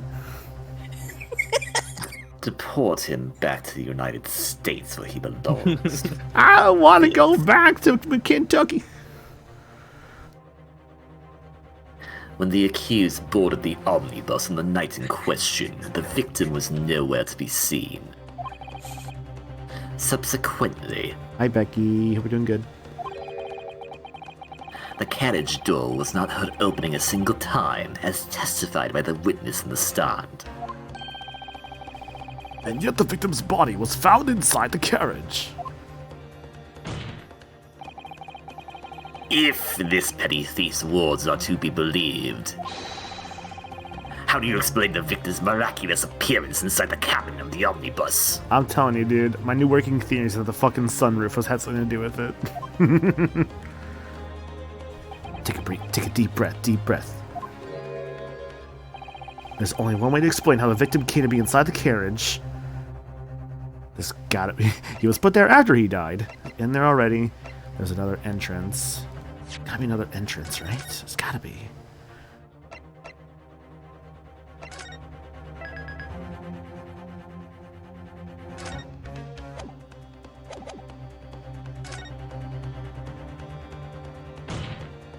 If the door wasn't opened even once, the only explanation is that the victim entered the enclosed cabin some other way. Objection! I've wondered what new fantasy you would come up with in your blind panic. But behold, the omnibus is here for all to see. Only one side of the enclosed cabin is furnished with a door. The other has only windows. Fixed windows which cannot possibly open. In short, there is no entrance to the cabin other than a door. Objection. But there could be. There's one possibility you haven't considered. Oh, really? Yes, one other way inside that isn't the door. Another opening, the use of which allowed the victim to appear inside the enclosed cabin. All right, counsel. The defense will identify the location for the court. Here's the omnibus on which the incident occurred. Where on earth is this entrance on which you propose the victim enter the cabin? Where's the entrance? Let me fucking tell you, good old judge man. Judge. I Man. will call him my lord. Judge Meister. Judge master. Yes. He's Mr. Judge Meister. He's Mr. Judge Meister. Judge, jury, executioner. You don't even play that game. I used to. You played it like 2 times. No, I've had like 50 hours in that game according to like my PlayStation stats. Oh, okay. Yeah, I played a fair bit. The answer is obvious. It can only have been the skylight. I say, the skylight? I think it was actually more like 35, but whatever. Semantics. I put at Your least... ludicrous proposal. No, you're good. Very well, continue. I was just gonna say, I put at least well over at least a day's worth of hours into that game. Okay. Your ludicrous proposal proposal almost has been lost for words. However, That game, for those who didn't realize, it was a Marvel Rivals. The skylight may well be large enough for someone to pass through. Objection! so you claim. But do you have a shred of evidence to support your atom-brain theory? Both Mr. Gilden and Miss Lestrade said the same in their testimonies. They each claimed to have heard a loud thud, such as the noise made by someone falling to the floor. I love that I just, like, fucking think of something as, like, a theory and then it turns out to be true. It happens to be a lot in this series, I'm not gonna lie. Like, I swear to God, I'm not looking up anything, it just happens. Yes, which has already been explained. As the sound of the victim falling from his seat having been assaulted with a dagger. Yes, it has, but... would a man slipping from the seat onto the floor really have made such a loud noise as the witness described? A noise loud enough to cause Miss Lestrade to let out an involuntary cry, in fact? Good gracious! Perhaps, in fact, that was the moment that the victim made his entrance into the cabin. No, let me rephrase that. The victim didn't enter the cabin as such. He fell into it. Objection! You're now suggesting that the victim fell from the skylight into the cabin. That's simply impossible. How can you be so sure? Because the victim had fallen inside through the skylight, as you say. The passengers on the roof deck would have seen it happen. And yet, not one person made mention of such events in their testimony. Well, yes, that's true, but...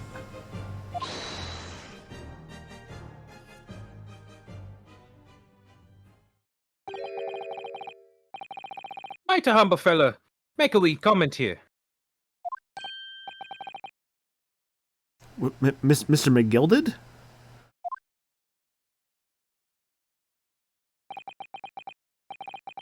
To be sure now, the two fellows who sat on the roof that testified afore said nothing of the victim falling through the skylight. Yeah, that's what I'm wondering about. I'm like, how come you guys didn't say anything about that?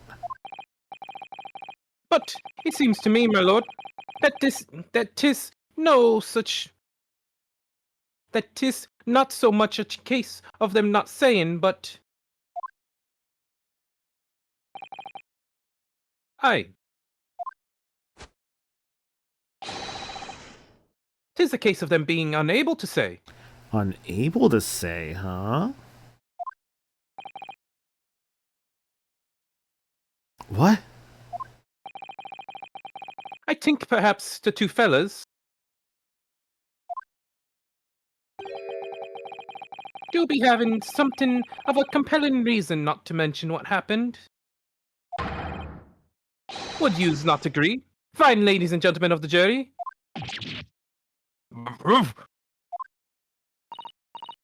Oh my goodness. Surely not. Those two chaps on the roof.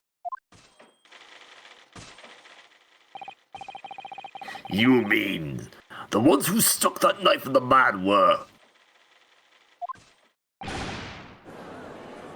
My God. Maybe it is really what it is. Oh, they're back. You two.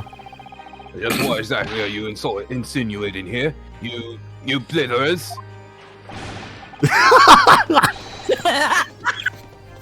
Holy shit, this animation. Yeah. Yep. I love You rotter, he said, you rotter. What are you insinuating? This is a flaming outrage. I've a good mind to give you a blinker in a minute. He's just Donald Duck, yeah. So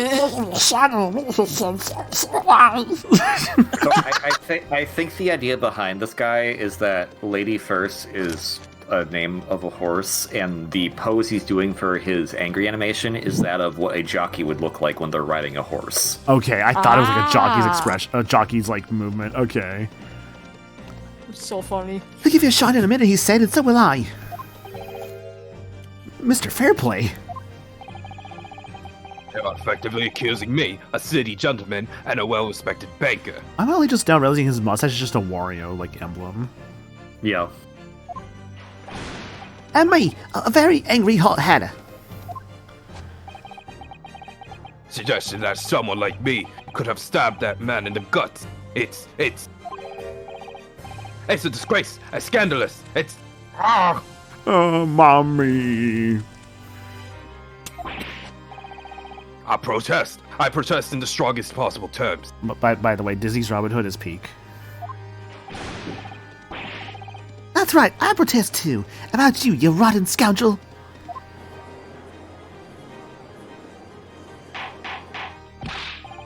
Order, order. This is not the time when this is... I will not permit this wanton invasion of the stand. Return to the anteroom at once. But this is beyond reason, my lord. It's outrageous. His leg clipped to his hands. Yeah, Oh I no. saw that. I was like, what the fuck? Please don't eat your cane again. Hurt your teeth. It's very hurtful, you know.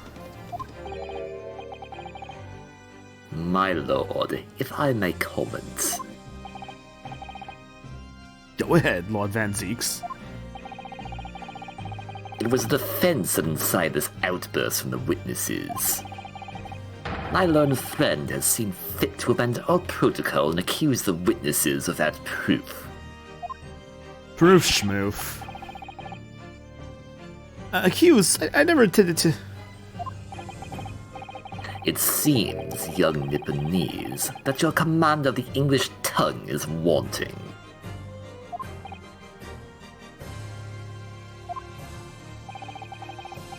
You propose to this court that the victim fell through the skylight from the roof deck of the omnibus. That hypothesis cannot possibly stand without the rooftop passengers being aware of the events. You have branded these gentlemen liars. You have intimidated their criminal guilt. In our British courts of law, that is what is termed a baseless accusation.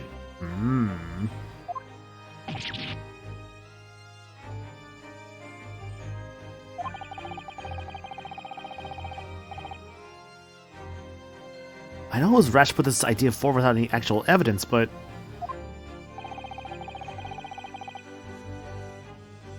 You can't just dismiss it without a second thought.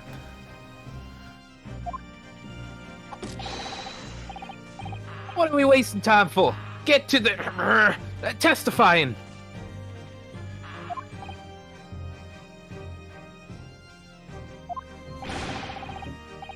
I thought there was something fishy about that hat from the moment I laid eyes on the fellow. Yeah, he said he wasn't good. We have to see this matter through now, one way or another. If there's filth rubbish in our midst, we must dispose of it at once. Testify. Well, I don't need a voice. I thought they were doing it themselves. Fine. I know. I wanted to join in. What's happening, Mr. Naruhodo? I remember the fucking bit from, like, what was it? Spirit of Justice, where it's like, crying. Or, like being like really hostile towards like Phoenix and them.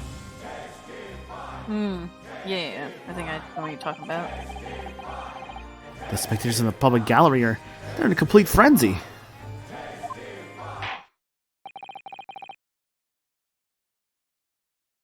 Mr. Fairplay and Mr. First. My lord?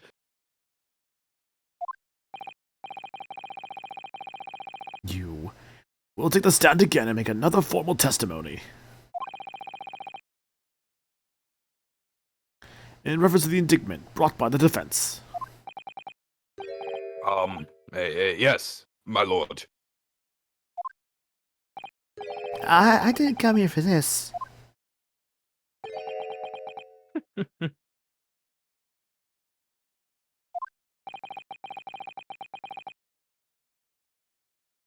There's no time to think this through.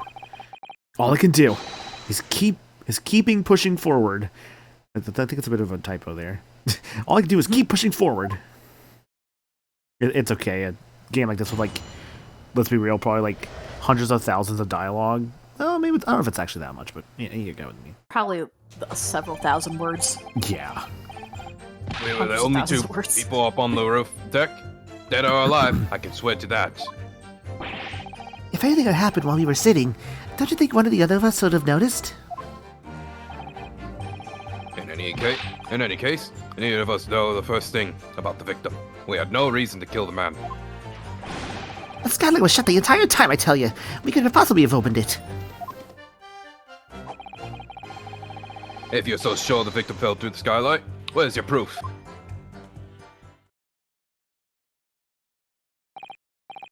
I must say that on listening to this testimony, it is somewhat hard to imagine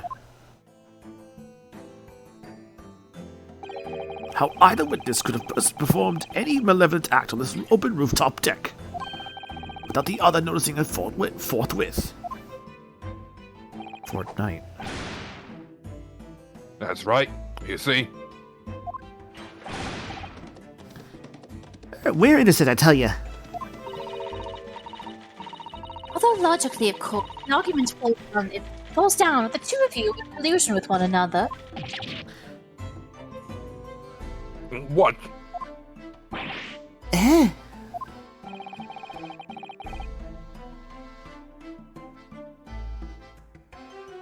KV. Sorry. According to the investigations by Scotland Yard, the two witnesses shared no common dealings. Well, I don't trust Chop. I don't trust coppers any more than I trust the stinking rich. Something doesn't feel right here.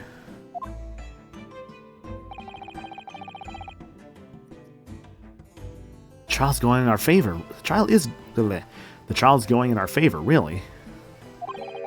So why do I feel so uneasy?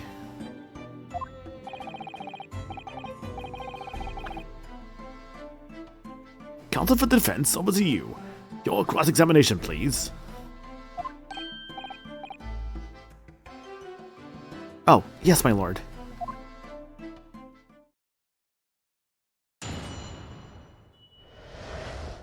Refuting the accusation.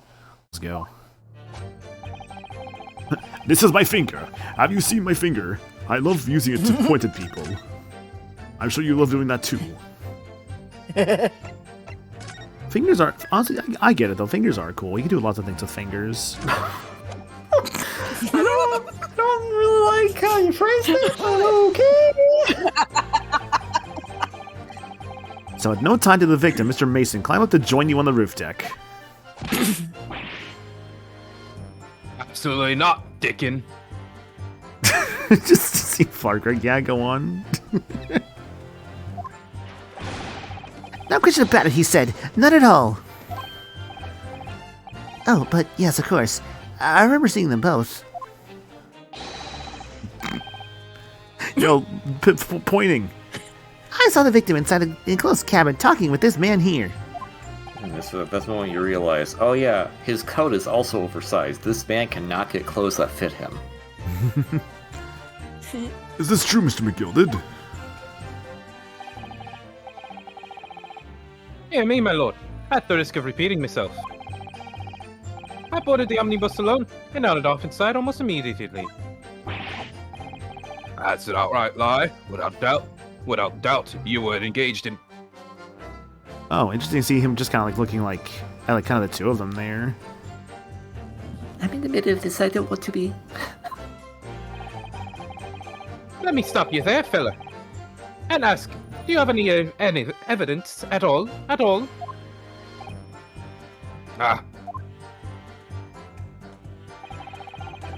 It is all about evidence in the court these days, so it is. You'd do well to remember that. Gina's a little quiet in the corner there, but I'm sure she may come into play. I saw you with my own eyes. This is going so well.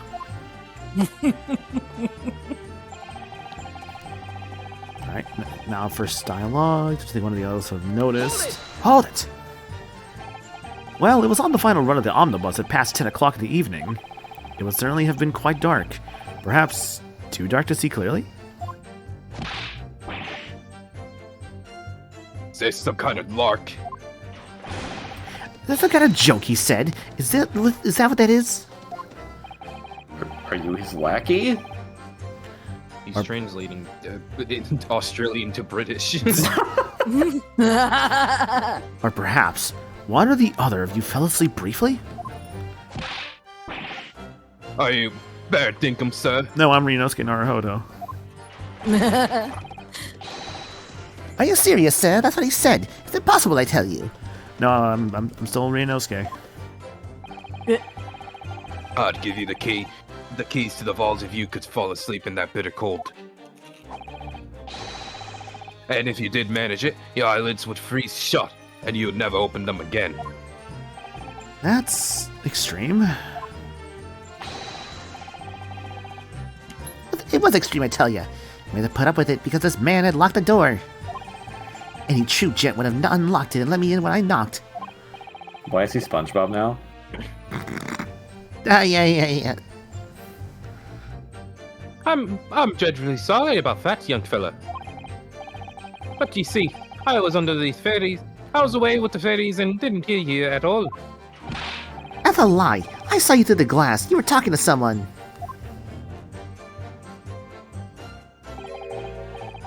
Now, 'twas a cold night, so 'twas. People do be seeing things that aren't real in the cold. 'Tis hardly surprising. Seeing things. I believe we reached an impasse here at this particular point. You.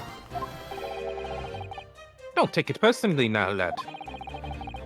I'm a suspect in this case, and 'tis only fair that you and the others defend us too. Open and free competition is what a capitalist society is all about. This isn't a competition I should like to be involved in, really.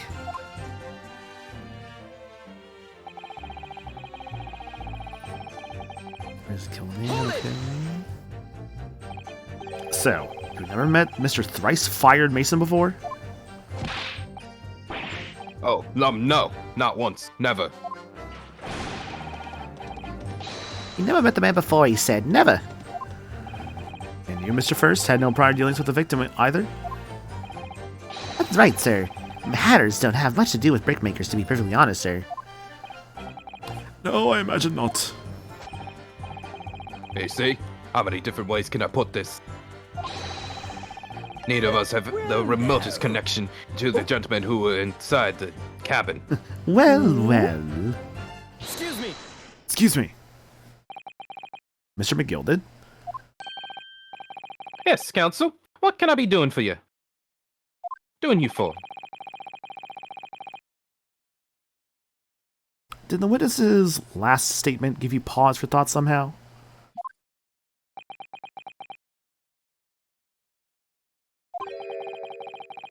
Not the remotest connection. Is that right now? I wonder.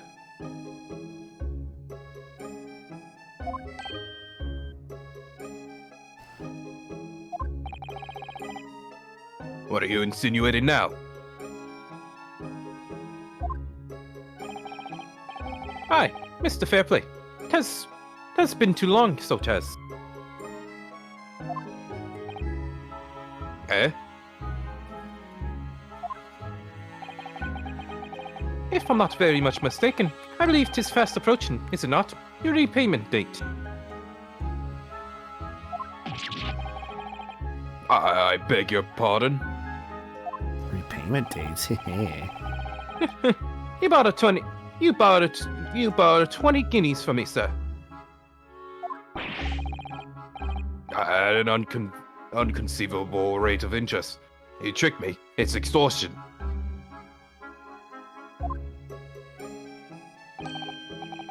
Well, now, is that a touch of begrudgery? It is. Is it?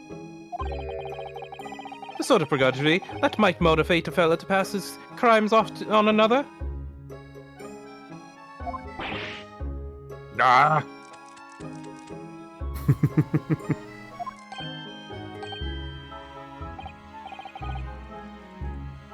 And you, and young Mr. First.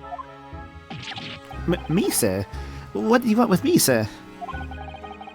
You do be making hats for a living, do you not? That there top hat's sliding off your head. Is that one of your own creations, is it? Oh, well, I'm so just an apprentice, you understand. I'm learning to find the perfect fit for whatever fine gent walks through the door. The perfect fit, is it? Well, it's a very distinctive design, so it is. Many customers like it, I tell you. They like a distinctive touch. Customers. Such as Thrice-Fired Mason. Oh. Wait. His design. His hat's all, like, stitched together.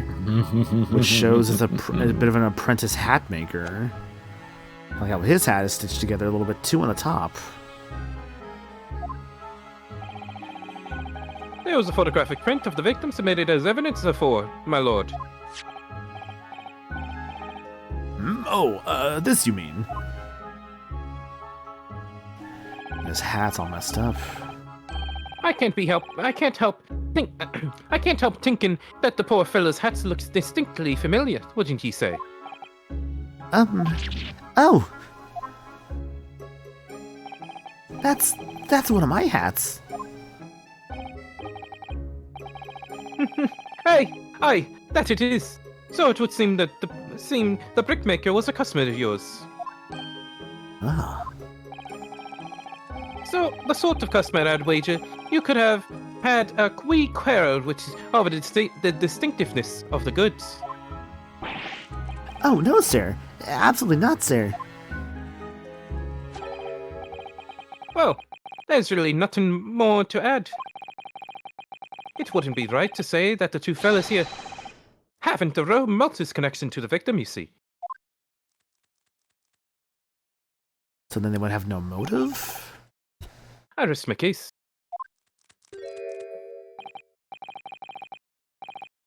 Hey, you little weasel. Ah! He's better at this than I am. Gosh, Mr. McGilded has certainly been thorough in his research, hasn't he? Bless you. Wait, sorry. Bless you. Bless you. Thank you, that just kind of came out all of a sudden. Whee. Sheesh. Hat Hunter. Don't lend to me. Having identified the milliner responsible for the victim's hat, episode 3. You did it. Don't let me interrupt you. Yay. Don't let me, little interruption, hold up the proceedings. I got a trophy, yippee. Skylar was shut the entire time. Could possibly have opened it. Oh yeah, this is a perfect time for a hat. Literally talking about hats. Yeah. Is Maniacal Illusion to BS? Maybe. Fucking who knows? Hold it! Quite certain about that the Skylight was shut the entire... Oh, that's so weird. You certain about that the Skylight was shut the entire time? Let's see. Yeah, so... That felt like more just a... Okay, that just felt like more of a bonus thing. Not really something I actually needed. And that's like I probably got the trophy for it. You quite certain about that the Skylight was shut the entire time? I'm gonna lose my block with you in a minute. Sir, that's a threat. We're in a court of law. He's gonna lose his rag with you in a minute. That's what he said. Take a look for yourself. Go on. You see? It's shut fast now. Just like it was on that night. I very clearly see a place you can open it. You could have just opened it the night of. So it is. Oh, of course. A fellow the size of Mr. Mason could likely break right through it. Still and all. Yeah, but then there would have been glass shards everywhere. What? Just looking at the size of the thing, you understand. Ah, now you hold on there a minute, sir. The size of the ting means nothing. Not on its own. Let's consider the bigger picture here, shall we? Let's stop biting our cane, shall we? Please, you're gonna hurt your teeth. I was riding the omnibus on another occasion when, I broke wind, loudly. I shot myself with it as it happens. I fucking ripped ass, man. This is an unexpected confession, Mr. First. Oh, I just mean to say, well, the point is, I tried to open the skylight, you see. But, just my luck, I couldn't make it budge. The stench was terrible. Everyone's looking daggers at me, sir. I went as red as rogue, I did. Are you expecting me to sentence you? Oh, no, sir. The point is, the skylight can't be opened. I tried and tried when I was inside that cabin of shame. Oh, But Gina! Gina's got something to say. Excuse me. You have something to say about that, Miss Lestrade?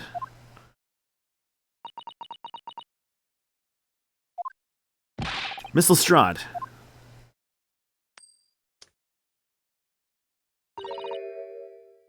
It opens. Hmm? The skylight. That is what we're talking about, right?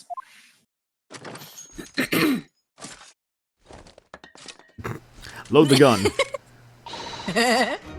All them skylights open dead easy.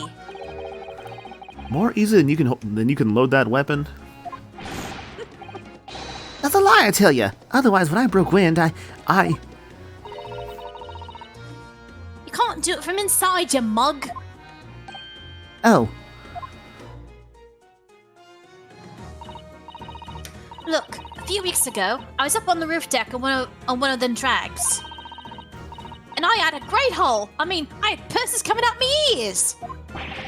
Miss Lestrade, this is not the forum to be eulogizing on the subject of your criminal activities. Well, anyway, I had a bit of a scare. When I looked at the last bloke's purse, he got wise to me.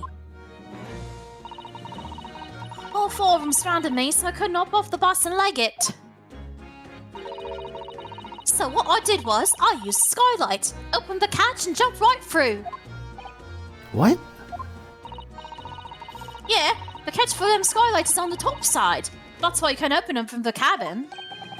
The skylight opens from the roof deck? Bailiff! Climb up onto the roof of the omnibus at once and verify this witness's claims. Yes, master. Aha! Ah, it does open. Oh, my hat! Gun. See? Like how Gina's like taller than like the Irishman and like the hat maker. It's so funny. Order, order, order! So it appears that the street girl statement is quite true. I don't believe it. The skylight opens? And from the roof deck. Mr. Naruhodo! This could be the clue we've been looking for. Well, counsel for the defense, please continue with your cross-examination. Yes, my lord. Okay. So the skylight opens. Perhaps I should investigate for myself.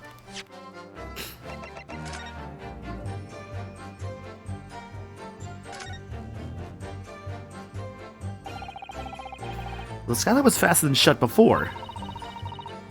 But now the catch has been undone, we should be able to open it.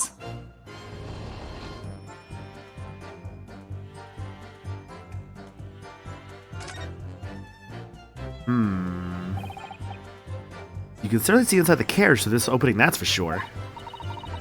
Yes, and there's a lamp in the enclosed cabin. So I'm sure the witnesses would have been able to see quite clearly.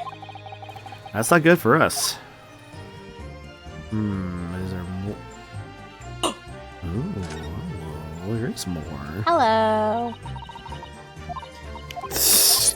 You have to go inside for this one, I want to say. Alright, Yeah. Just give me just 1 minute.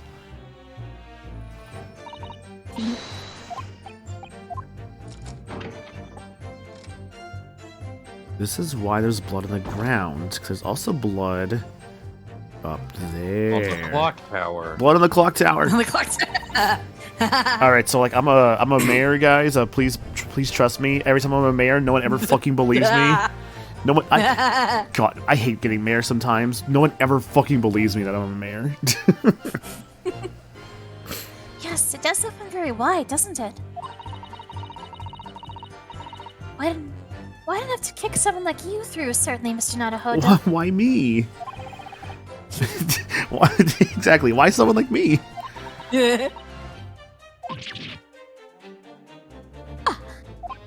What is it? Look, just here. Look at this. That's without question. It's blood. Why would there be a bloodstain there? Surely. It can't be related to the case, can it? On the bus, there's a bloodstain visible in the frame of the skylight when it's open. And that's the Blood on the track. Yeah. That's gonna be what I need to present to somebody. I know it. Because I want to make sure you probably have that before you move on to the next thing. Because otherwise you'd be soft locked. It's good, it's just game design. The good game design, Brent.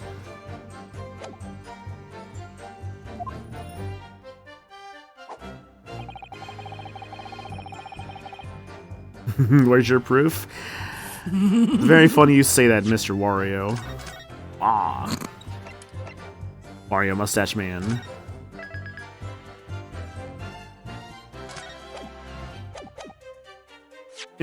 Check this out. Objection! On the night in question, the victim was fatally stabbed in the stomach. Yet immediately afterwards, the victim's body was pushed through the skylight into the cabin below.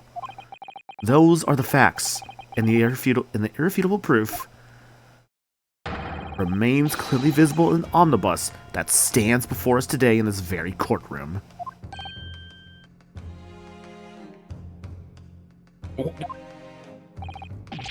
That's other humbug. Well, you best believe it, Grinch. Or sorry, no, Scrooge. The Grinch didn't say humbug. I'm getting my fucking Christmas stories wrong! You can't possibly have any evidence. What's the best Christmas movie and why is it Jingle All the Way? It's not. No, it totally is. No, you can't. I mean, we didn't do what I tell you. It's impossible. Irrefutable proof here in this courtroom. Oh, the KB needs to step away? Mm-hmm. Okay, He's back. I got you. KV, read the line. Irrefutable proof here in this courtroom. Hi, KB. Welcome back. Hi. Counsel. I'm distracted really easily tonight, sorry. No, it's all good. My lord. I believe everyone here would appreciate a little clarification, Where exactly within the omnibus is this evidence to which you allude? You will point out what it is that proves the victim fell from the roof deck through the skylight. Motherfucker, what do you think? Well, you gotta show it to him. Victim fell from the roof deck through the skylight. Well, yeah, fucking here you go, man. Check this out. It's blood in the little hatch. Got it! By Jupiter, is that blood?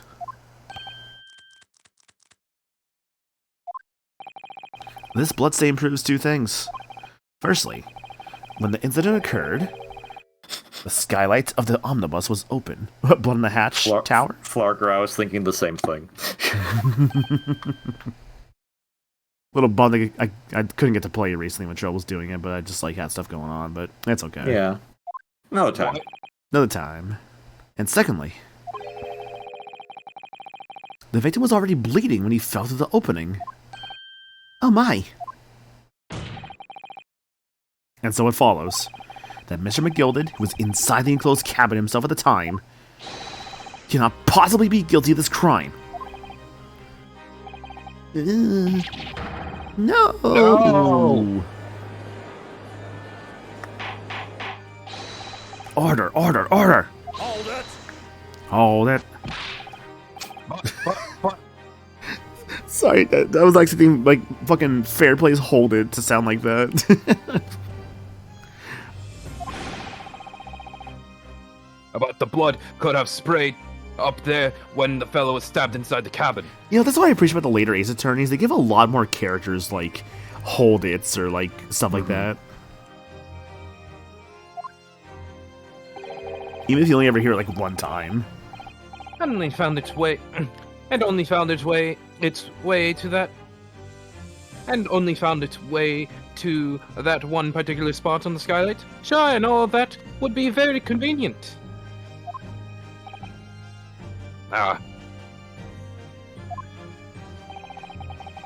And let's keep in mind that the skylight catch can only be unfastened from the roof deck.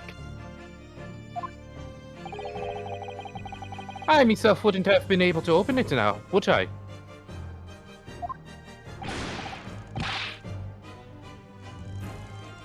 But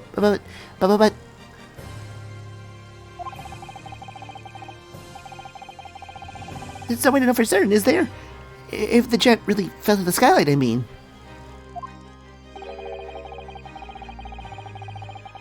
Why don't you have a good look at the floor of the cabin between the two seats, Mr. First? The blood. Tis all too plain, if ye see. There's the aftermath that shows the poor fellow dropped from a fair height right there, so it is. The only thing I find a little weird about this bloodstain, personally speaking, is that it wasn't there in the previous part of the trial. Like, I swear that was not there before. Like, they just showed up for this part when it became relevant. Unless it was, I just missed it somehow. But I don't think I would have missed a big bloodstain like that. No, it definitely wasn't there. It just showed up for this one, because I would have seen it.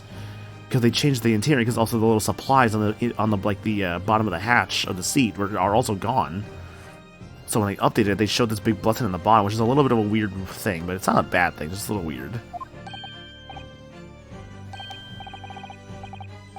But it can't be. It's all lies. The victim died during the trial. Jury members. I think we can all agree that this is a clear proof of the defendant's innocence, can't we? I could never be a juror number one. I mean, like the jury leader. I don't know about that one. Foreman. I guess the foreman. Well, yeah. You do not have foreman energy. Good. That guy can't either because all his jurors keep disagreeing with him anyways. I believe we can, yes, sir. It's clear to me now where the filthy rubbish can be found in this courtroom. Yeah, like I've been called to jury duty like twice. The most recent time wasn't too bad. The only thing that kind of sucked was like I had to go like directly into like downtown, so that was like annoying because I didn't have a ride that day, so I had to take an Uber to and from, and that costed me like a bit of money. I also almost got robbed while I was like in like downtown, so that fucking sucked. Yeah, no, I've told the story. Like, just like some like really weird, overly friendly guys. I was like getting like really like suspicious vibes from. I'm like, if I was not careful, I think cause they wanted me to like kind of come with them, like get some food together. I'm just like, I feel like I'm about to get robbed. I need to get the fuck out of here.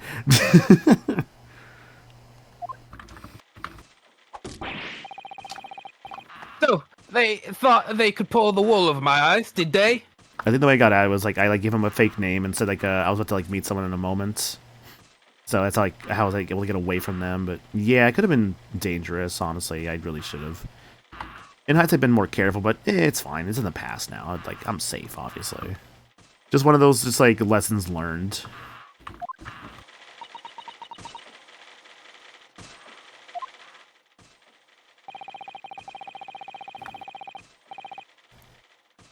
I won't tolerate any of the guild's cowards as being soiled with blood. I won't tolerate it. Can confirm being foreman on a jury is not fun. Oh god, Storms, you've actually had to do that. Damn.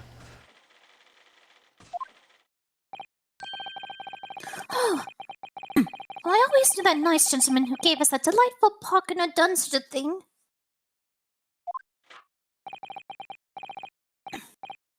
On three, then, everyone. 1, 2. 3. Objection! Yeah, it's like, wait, yeah, just hold on a second. That ain't over that easily. I need my breakdown first. Oop. A chilling performance, Mr. McGilded. I'm still not on. I mean, I feel like my working theory is like our killer is like, you know, our two boys to the left of McGilded here. And what would ye be referring to there now, Lord Van Zeeks? A bloodstain on the frame of the skylight. Such evidence is null and void. What? Why? For one extremely simple reason. That smear of blood never existed. What are you talking about? Say, never existed. It's there for all to see. It's clearly blood. Whereas the fact that it's like a very light red color versus the actual blood stain. I mean, when blood gets into a cushion, it's gonna fade quickly compared to being on wood. True. I personally attended Scotland Yard's investigation of the omnibus. The officers involved went over the carriage with a fine-tooth comb.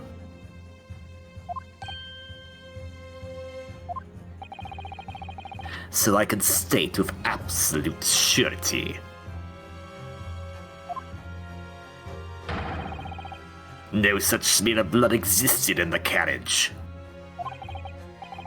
At least, not until this trial began.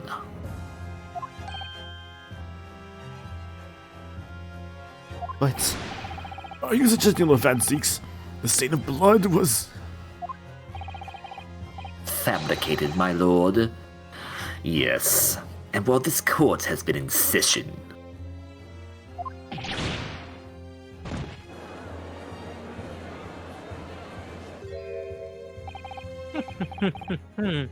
What a palaver!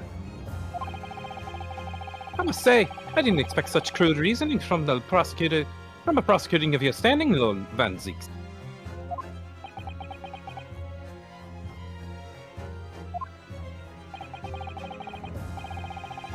But I'm Magnus McGilded, a fellow known all over the capital for his fine contributions to public life.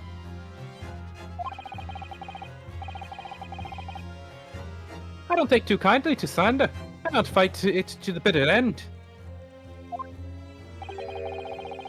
Even if it's rolling off the tongue of the Reaper of the Bailey.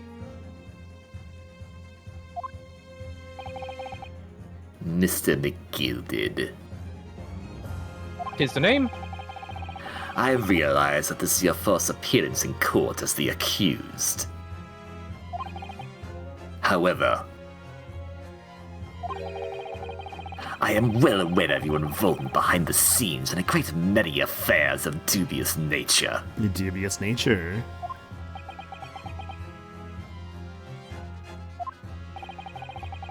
You're very adept when it comes to avoiding getting your own hands dirty. And each time it happens that a case you're involved in is investigated, you adapt the facts. Adapt the facts. Adapt the facts? What does that even mean?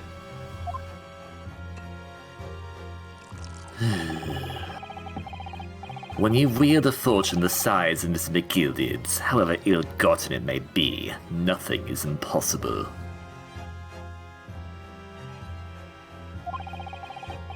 Tampering with evidence, manipulating the scene of a crime, bribing witnesses.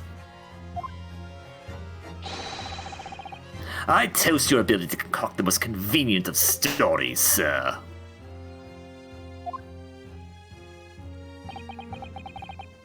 Tut, Lord Van Zeeks, this will not do, to be sure.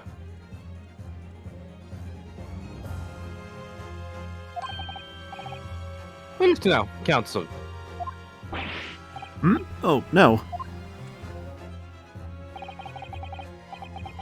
I think it's fair to say this does all sound like a rather far-fetched excuse by a desperate man. The blood on the skylight didn't exist, you say? Blood of the Sky Tower. Yeah, Florga made that joke. Oh, crap. Oh, right.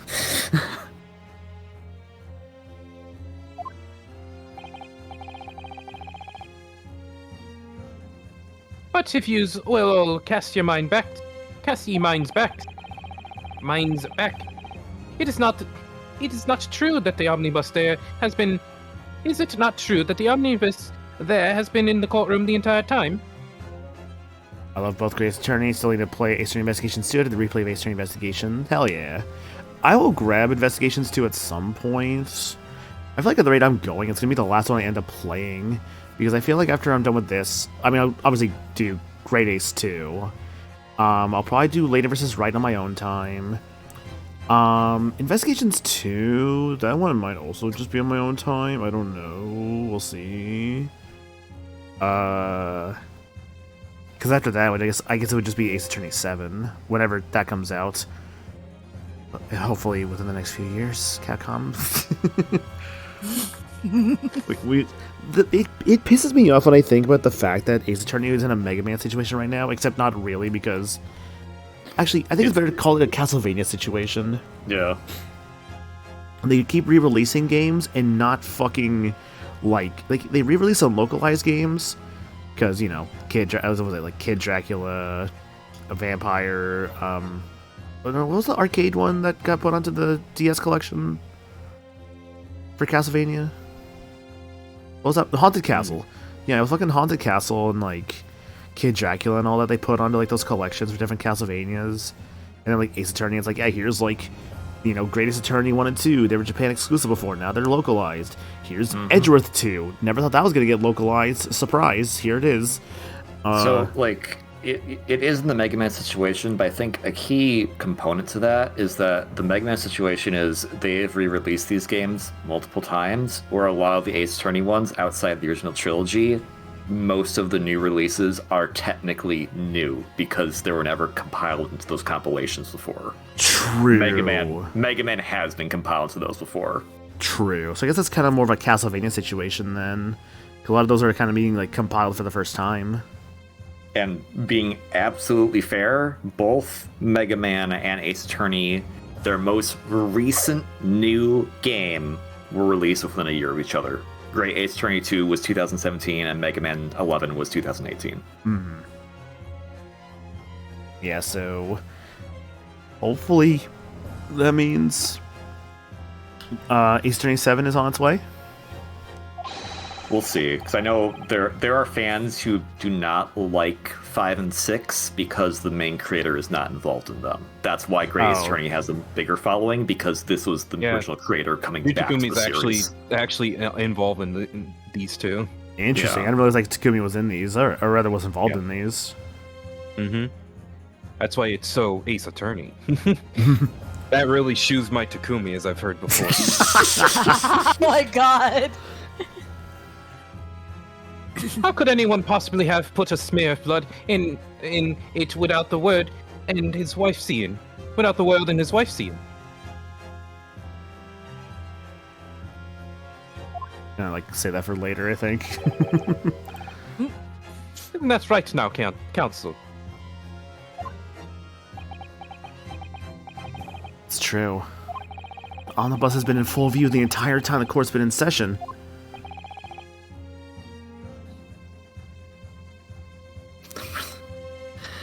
my learned friend.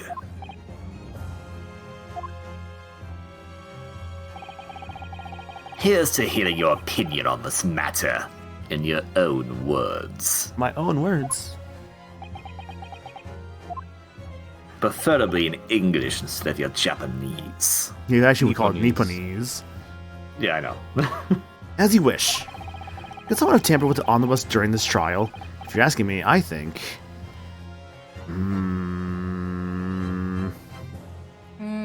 Tamper with it during the trial? Yes! Because of the smoke screen.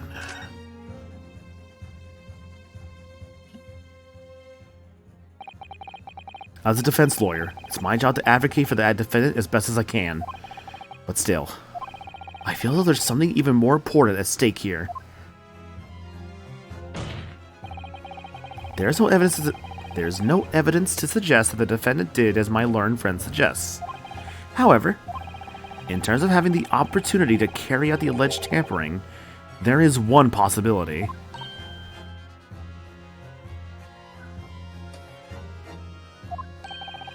Gotta love the one, like, syllable words, and you try to go through Discord to do it, and it's like, yeah, I'm not gonna pick that up.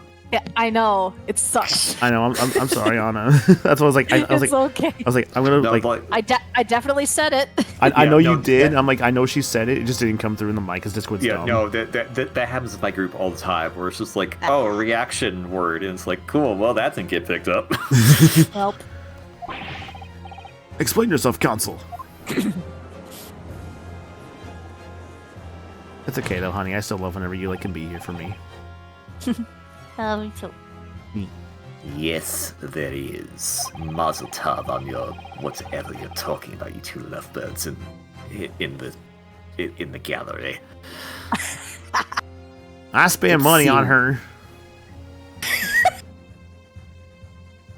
Very well. I'll do it again. Congratulations for that. It seems my learned Nipponese friend has no intention of running from this deceit. Deceit. I'm sure everyone still remembers clearly the recess that we were forced to take. As a result of the smoke grenade fired by the witness currently in the stand, Miss Gina Lestrade. Bang! What's going on? Be careful, Mr. Naruhodo. Cover your face. It's good to have this reminder because we did do this 3-4 days ago. Yeah. Bailiff, don't let the accused escape. Secure the omnibus.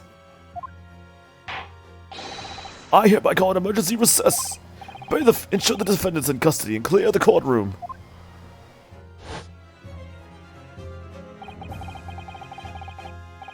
The courtroom was filled with smoke, and everyone was thrown into confusion. Even with the drawn-out screaming words, sometimes there's no pickup at all, so you just get the thing till the cut off. Yeah. Yeah. So like the ah. All of us are made to leave this chamber. In that brief interval, under the veil of smoke and all the chaos. Phew. I love the points in this game. I love the 360-degree 360. turn. It could have been possible still inside the omnibus. Also, my chin is clipping through my collar. Yeah, don't worry about it. This is the 3DS game. The 3DS game, it's fine, it's Don't worry fine. about it. It's a 3DS game, it's fine, it's not a big deal.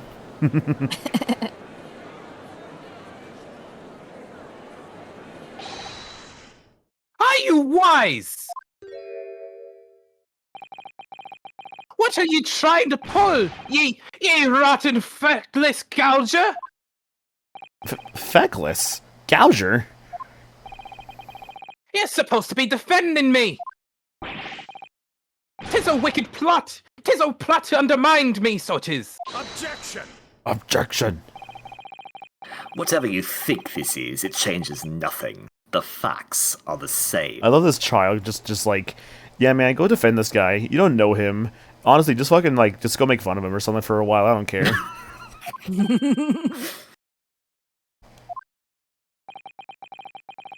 after this courtroom was evacuated area as a result of the smoke grenade. A number of inconsistencies materialized in relation to the omnibus. Inconsistencies, such as? To start with, the storage compartment underneath the rear passenger seats. Yep, because that was changed. When the police investigated the omnibus, this compartment was full of the driver's items. Secondly, we have the smear of blood on the edge of the skylight. As I have said, that was not present at the start of the trial this morning.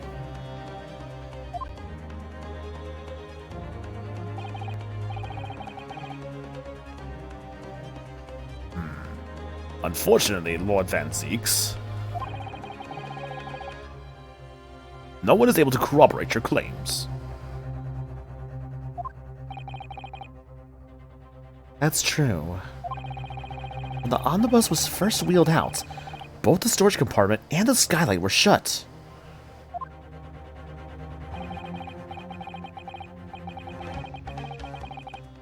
Accordingly, I'm afraid to say, we cannot establish with any certainty if this evidence is the result of tampering or not. Indeed, my lord. No doubt there was not a single person who saw fit to verify such things.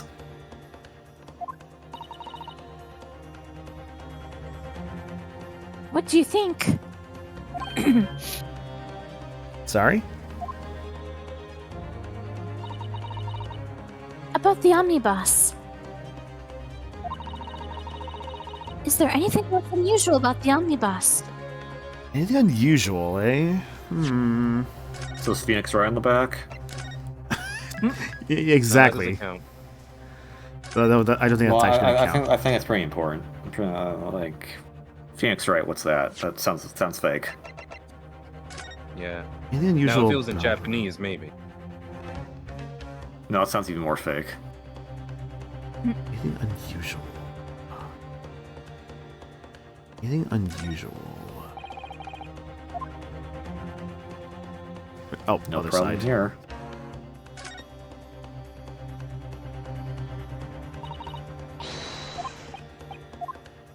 Anything unusual? So obviously the blood floor and like... Wait... If the idea is that he came in from the ceiling, landed on the floor, why is there blood here? I mean, obviously it would be because he picked him up from what he said, but that's still strange. That's... I think that's gonna be my working theory. That's the unusual thing. My lord? Yes, counsel. There is one further inconsistency. A mark that surely could not have been present at the start of the trial. Oh, I guess that too. What? What are you going to say now? If you dare to betray me, you little maggot, you'd better... Silence, McGilded. The court awaits the defense's clarification. God, I'm not thinking about like Blackwell's like silence from Dual Destinies. Yes. He kind of does have he's kind of like a cross between Blackwell and Edgeworth if you think about it. Yeah, a little Character bit. design wise, yeah. Yeah, and then we get I like say having never played Ace 25. I like Blackwell a lot, and then it's like we get to like Spirit, and it's like, oh, Nayuta's kind of mid. I mean, Nayuta's not bad, but I think he's kind of weak versus other prosecutors.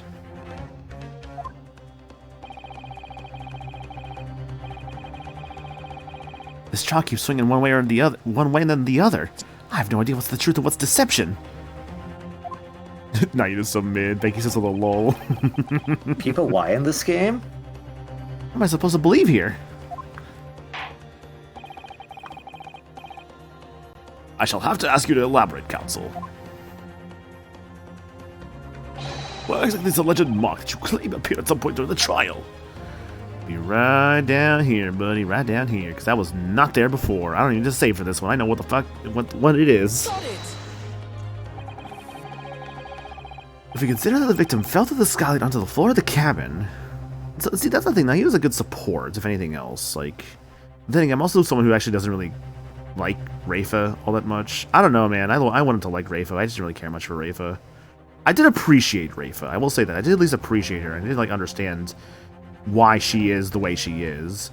I just kind of wish I liked her more. I don't know. I didn't really care much about. I don't want to say I didn't care about her, but I was just like, I don't know. I wanted to like her more, I guess, but I just didn't really like ever really feel that way about her. Mm-hmm. But she's still good, though. I'm not gonna call her bad by any means. I just kind of wanted to like her more. I was talking about Nikki. No, I was talking about Ace Attorney Spirit of Justice. Mm-hmm. If we consider that the victim fell through the skylight onto the floor of the cabin, you would certainly expect to find signs of blood where he landed. Also, by the way, off topic again, but sort of on topic, the DLC cases of Dual Destinies and like Spirits, man, those are interesting cases. They're not bad, but I'm like, oh, I think I like Dual Destinies like DLC case a little more. But Spirits isn't bad either. I don't know, they're both very interesting DLC cases, I will say that.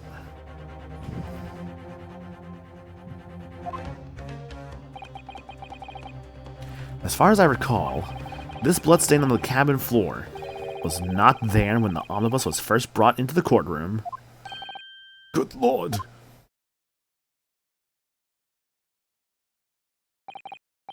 Yes, I do believe you're correct, counsel. Well said. Although, as advocate for the defense, one might say it was a very careless slip of the tongue.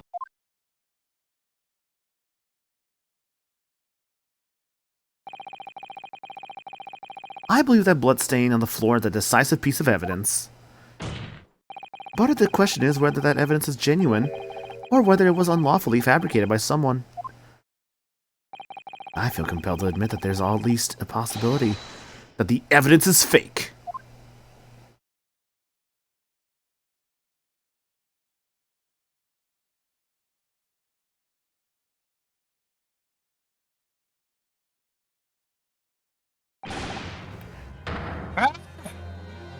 Oh? Oh This boy. trial is over. Mr. McGilded? I've done everything I possibly can to cooperate with the court, but tis all over now. But you're the defendant! Tis over, I tell ye. Ooh, he's mad.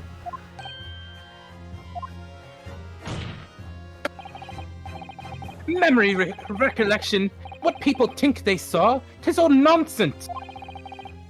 Facts are what counts, and the fact is that bloodstain is there now. Are we about to see a different kind of thing in this series? Are we about to really think? Am I about to really see what I'm about to see?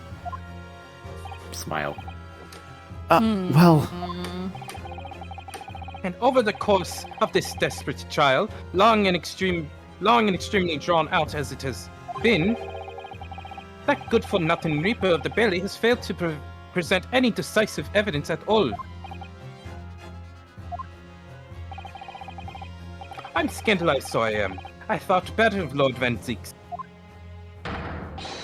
Well, my lord, I must concur with the defendants.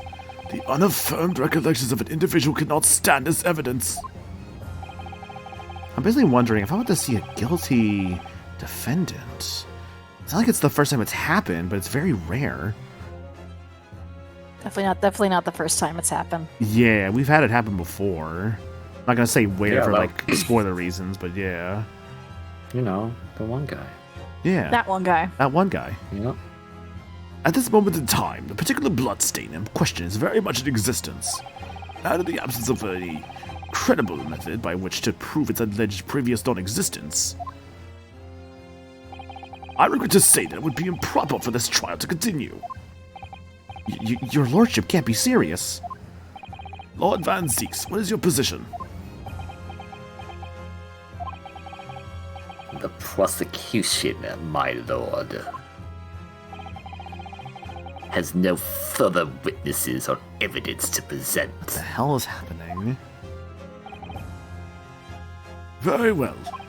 In that case, as I believe we explored every possible avenue of this matter, I shall proceed to my education.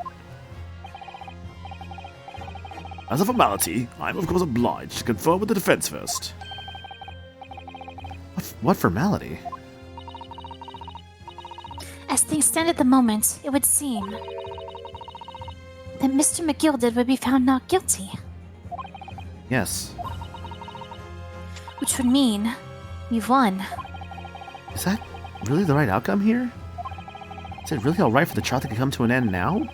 All these unexplained inconsistencies? Counsel for the defense, your closing statement, please.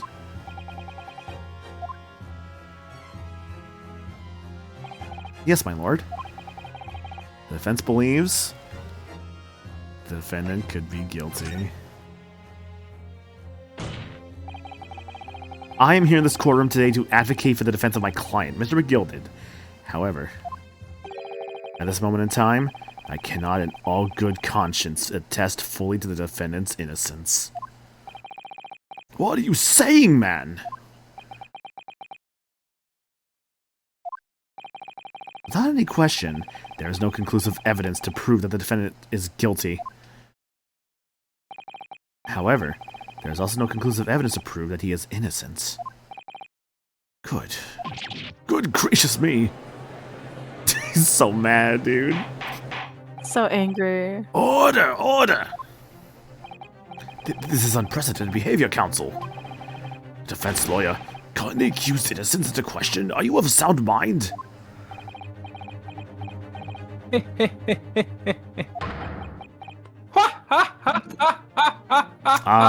Now the fucking, now we're getting to that kind of point with an Ace Attorney character, aren't we? Hell yeah. Oh, 'twas a grand decision to appoint you as my lawyer.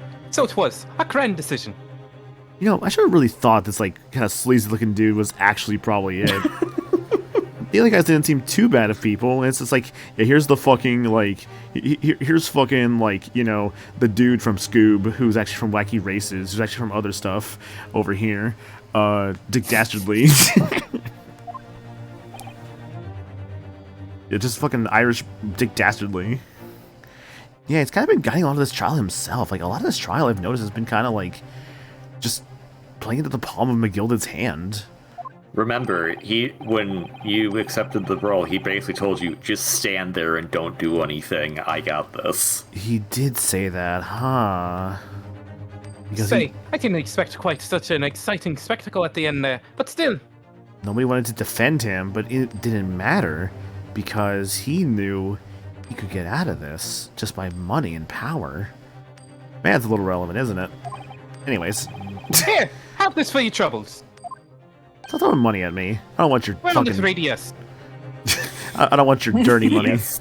We are the 3DS, but you'd be best to not throw that into the middle of the... I would want to speak, Lord Van Zieks. You're throwing things towards the sconce over there by your side. At least it's on my side of the courtroom. Here, a penny for your trouble. 2 gold Flips another one. doubloons. Doubloons. Don't drop Your them. job here is done, fella. And some fine work you've done, so you have. What do you mean? It's just that the right honourable gentleman so succinctly put you Succinctly? before. I don't know. Succinctly. Succinctly? Okay. The trial can't go on anymore. By the way, that decision you made actually doesn't matter. It leads to this point, no matter what. Okay. Any closing statements there was, how did he put it now? Nothing more than a formality. Succinctly.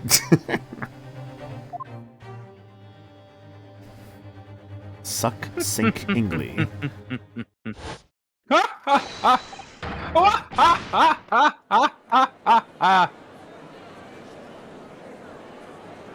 What a very enthusiastic man who likes to laugh a lot. I really don't know what to make of all this. Was the evidence we've seen genuine, or was it fake? And if some of it was fake, could all of it been fake? His lordship would be fuming. Any unsightly rubbish should be disposed of it promptly, as I said.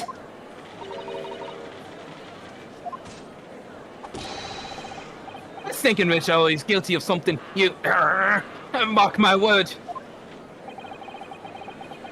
I feel terribly ashamed that I ever doubted that lovely man who gave us the lovely park. Bang. Now the proceedings have unfolded in this way. I am compelled to declare a premature end to this trial.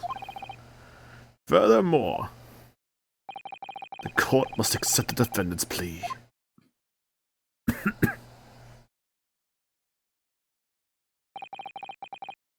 Thank you kindly, my lord.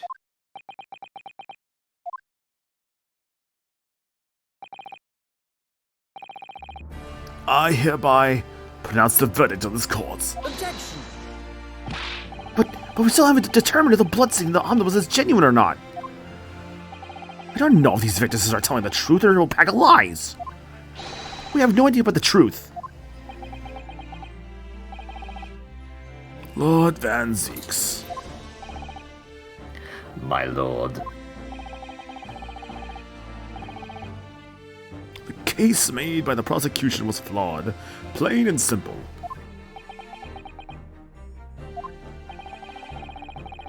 If indeed the omnibus presented as evidence was tampered with, the prosecution is at fault for allowing such a disgraceful perversion of justice to take place. My sincerest apologies, my lord. But, wait! When we were evacuated from the courtroom, Lord Van Zeeks ordered the evidence to be secured. I'm afraid the prosecution cannot shun responsibility in this matter. That's so unfair! The culpability of the defendant has not at the present time been established by this court. Consequently, the jury will not be required to prefer judgment. What?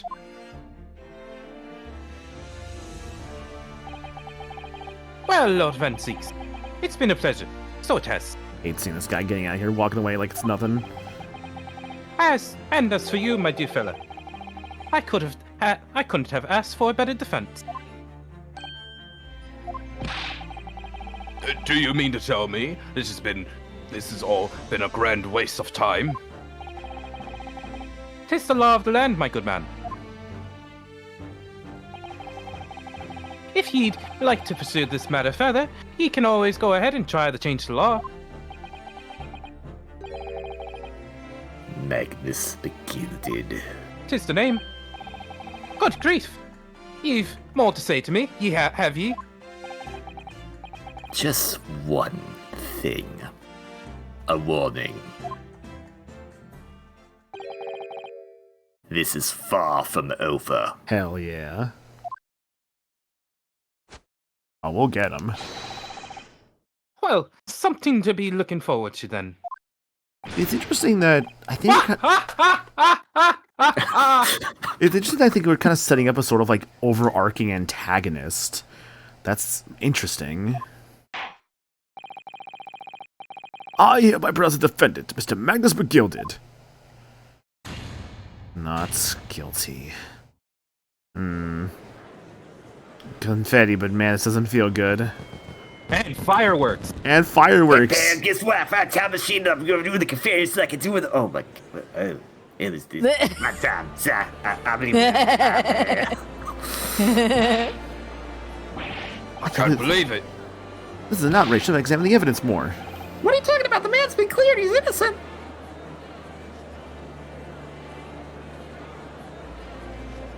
Using the power of his status. Using the confusion of the law. At the courtroom in pandemonium for the second time that day, the judge delivered his verdict. And my first ever trial in Great Britain came to an abrupt end. with the defendant being found not guilty. Ostensibly a victory for us.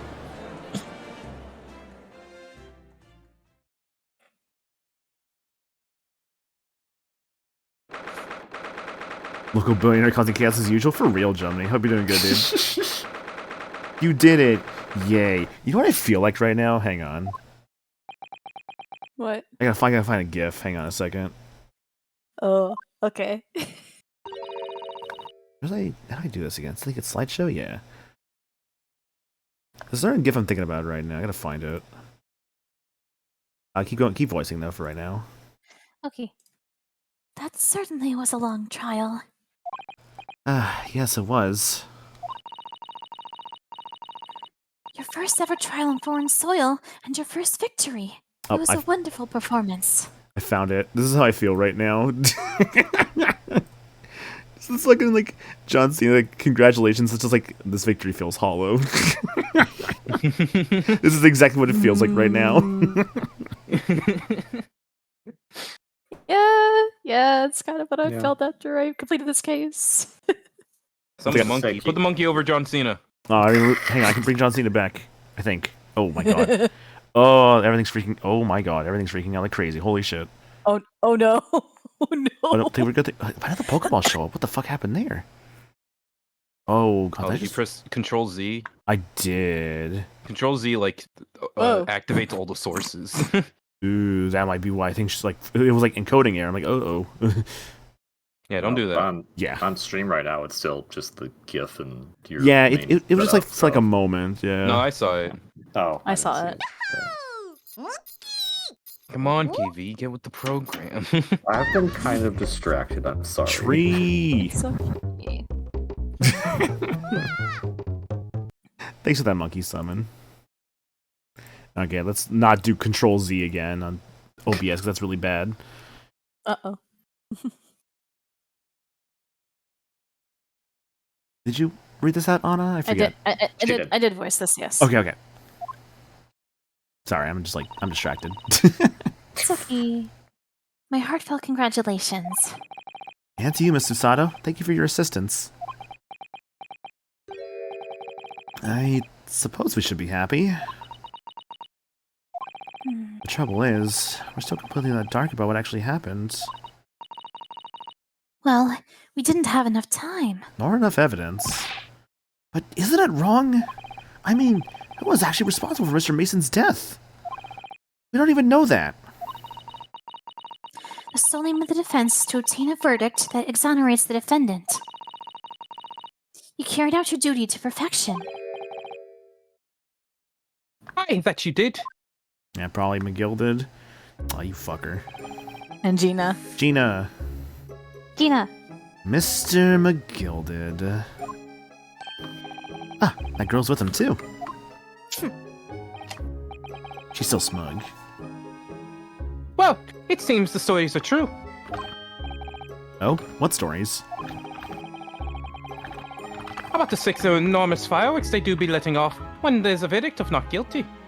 Everyone in the jury stand gets their own personal firework to set off. I'm sure you must have seen them now. Spectacular, wouldn't you say? Yes, definitely. I'd heard it was a sight to behold, and to be sure it was.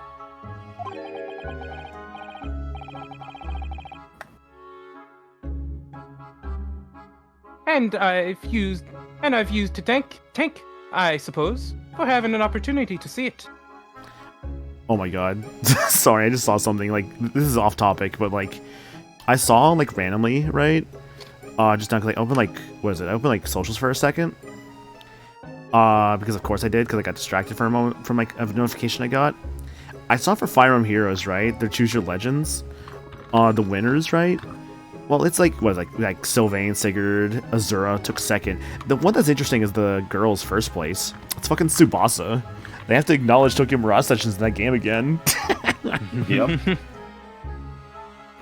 God, people like really rally behind her. Hell yeah. I want to play that game.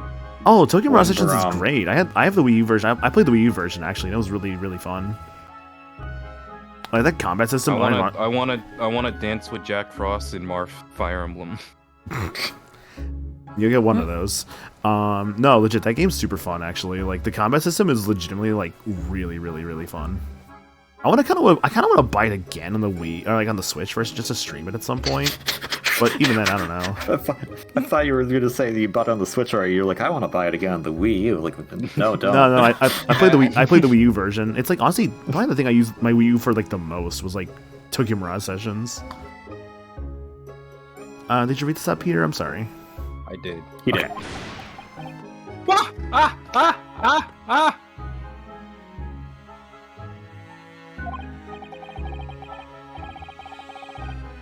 I have both versions? Hell yeah. Oh, I don't know about that. I'm not sure I really did anything. What on earth are you saying, fella? How did I walk out of there a free man then?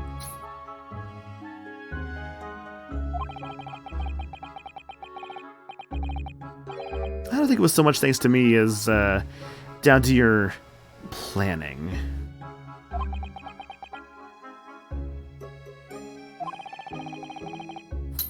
You're a straight-talking fella, aren't you? I must say, you had me astray in the head. You had me astray in the head there once and twice. Thrice fired, you might say. But you're young and headstrong. Tis water under the bridge.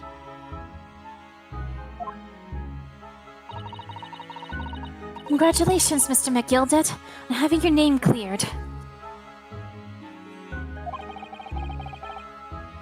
But nothing's resolved. We won't until the second game, Naruhodo. Get over it.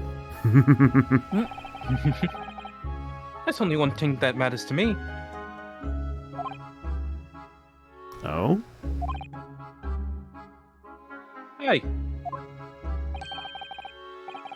They've all seen that I didn't do that obscene, odious and obstinate deed.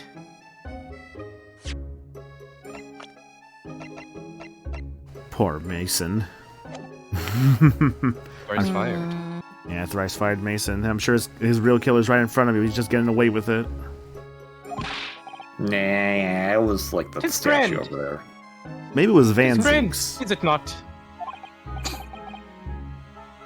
I suppose it is. Now the fine fellows of Scotland Yard can take the matters in hand and sort out any wee details.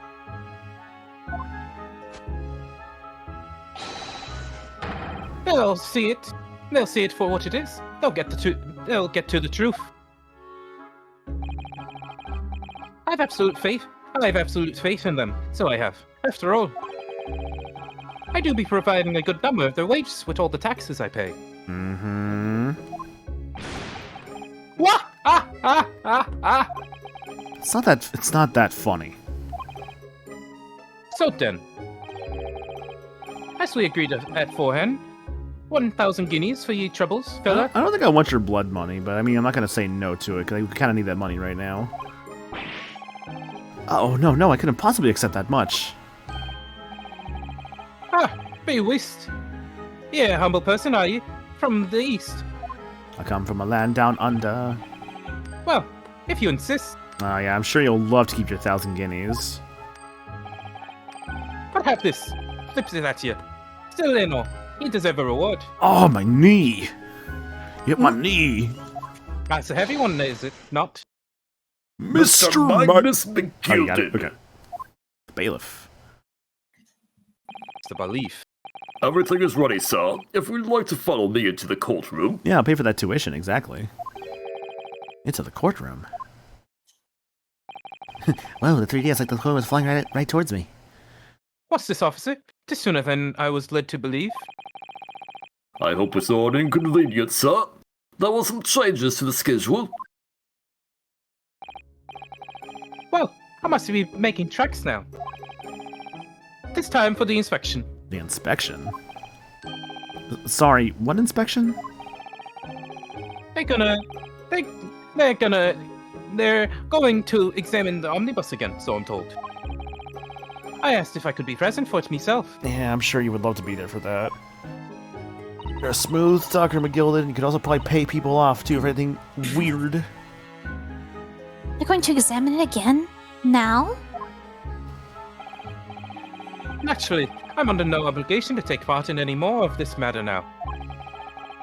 But as an upstanding member of London society, I do be doing my best to help where I can. Takes a gentleman's duty, so it is. So then, fare thee well. 'Twas an absolute pleasure meeting yous.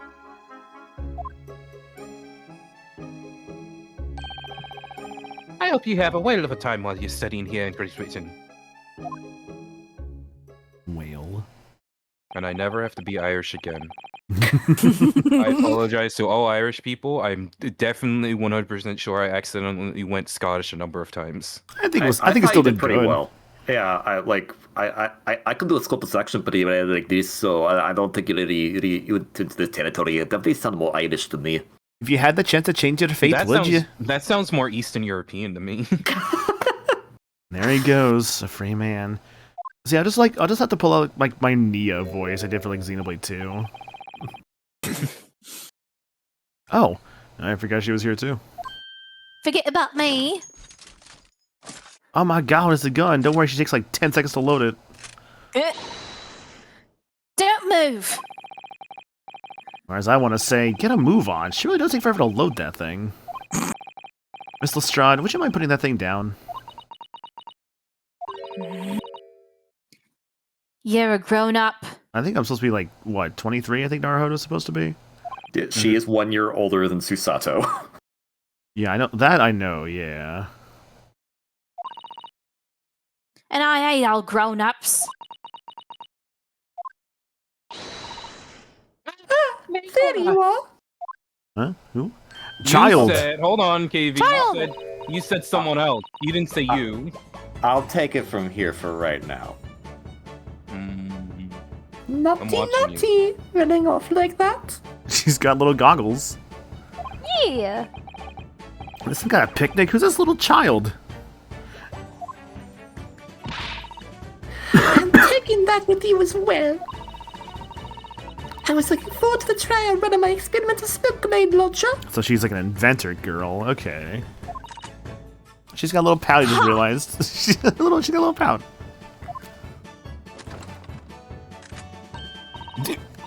Oh, do you want to play? You want to beat me? She's got... Now see if I'm voicing it, it's like... want to play? You won't beat me. Yeah, no. Like, let's give the little, tiny little, like, girl, like, heavy Russian accent.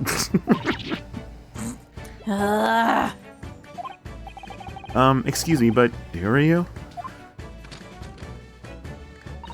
I was like to hydrate. Oh, Jake, appreciate it. Good day to you. Well, the inventor, I suppose, of that machine. Ah, I see. The inventor. The inventor? Well, normal smoke grenades are so dull, don't you agree? White, white, and more white. If you have to be shrouded in smoke, it could be at least a pretty color, I thought to myself.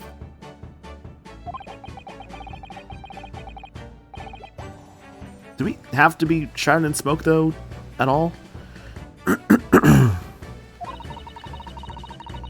just took my eyes off it for a moment whilst I was changing into a different omnibus and she pitched it. Luckily, I fit in with a telegraphic beacon. Tello, what's it? What? I have no idea what this girl's talking about. That's not a grenade launcher. Now this is a grenade launcher. Anyway, you're coming with me now. Back to my laboratory. Didi, back into my laboratory. What? What for? To apologize, of course, Siri. To my technician. What? You mean say sorry? You must say sorry when you've done something wrong. Surely an adult has told you that before. An adult? I don't listen to no adults. Will this make you listen, comrade? Come along then. Follow me.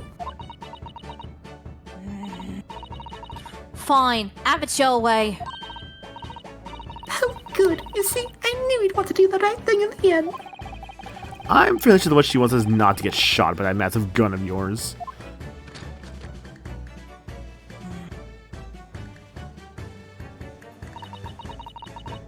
We'll be leaving now then. Bye-bye. Oh, I'm so sorry for all the fuss.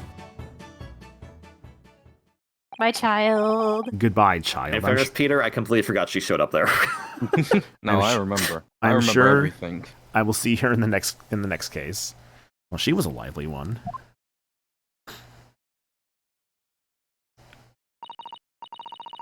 Well, do you think perhaps we ought to be on our way now, too? Yes, you're right. But where to? Oh! We haven't had time to find a place to stay. No sooner had we arrived in London than we had to rush here. Really should have taken those 1,000 guineas just to maybe afford a place to stay. Yeah, but then you have to pay him back. Yeah, true. He's a money lender. That's the thing. He's a money lender. He wouldn't just give it to us for free. But if we skip the country, he can't track us down. Okay, but what about the study tour? Don't worry about it. We'll go to America. We'll go to America. Like Bill and Ted. What about your dead boyfriend? What about fulfilling your dead boyfriend's wishes? I mean, it was America, Britain, same thing, really. You know. America, flip it around, Great Britain. That's not how that works at all. No, you have to take that one back. I'm sorry. All our traveling cases are still with the bailiff.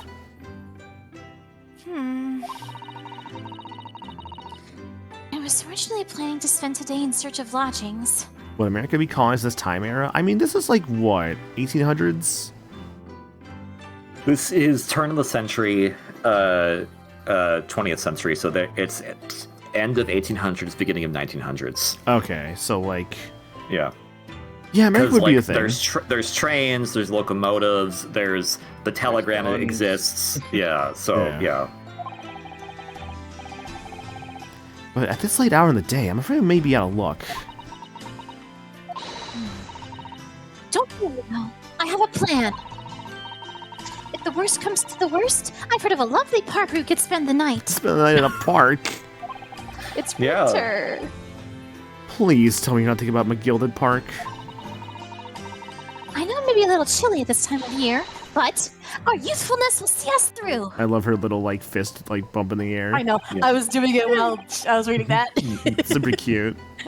I love doing that. I'm not so sure about that. I think a midwinter London night will freeze a young person's soul just as easily as an elderly one. Oh dear, that doesn't sound agreeable. Aw, her little crying. Aw. Now I'm starting to regret turning Mr. McGilded down. That 1,000 guineas would have paid for a lovely warm room.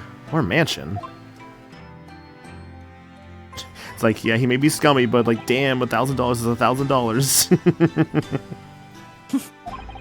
And so, the trial to determine my worthiness for the study tour was over by the end of our first day in London.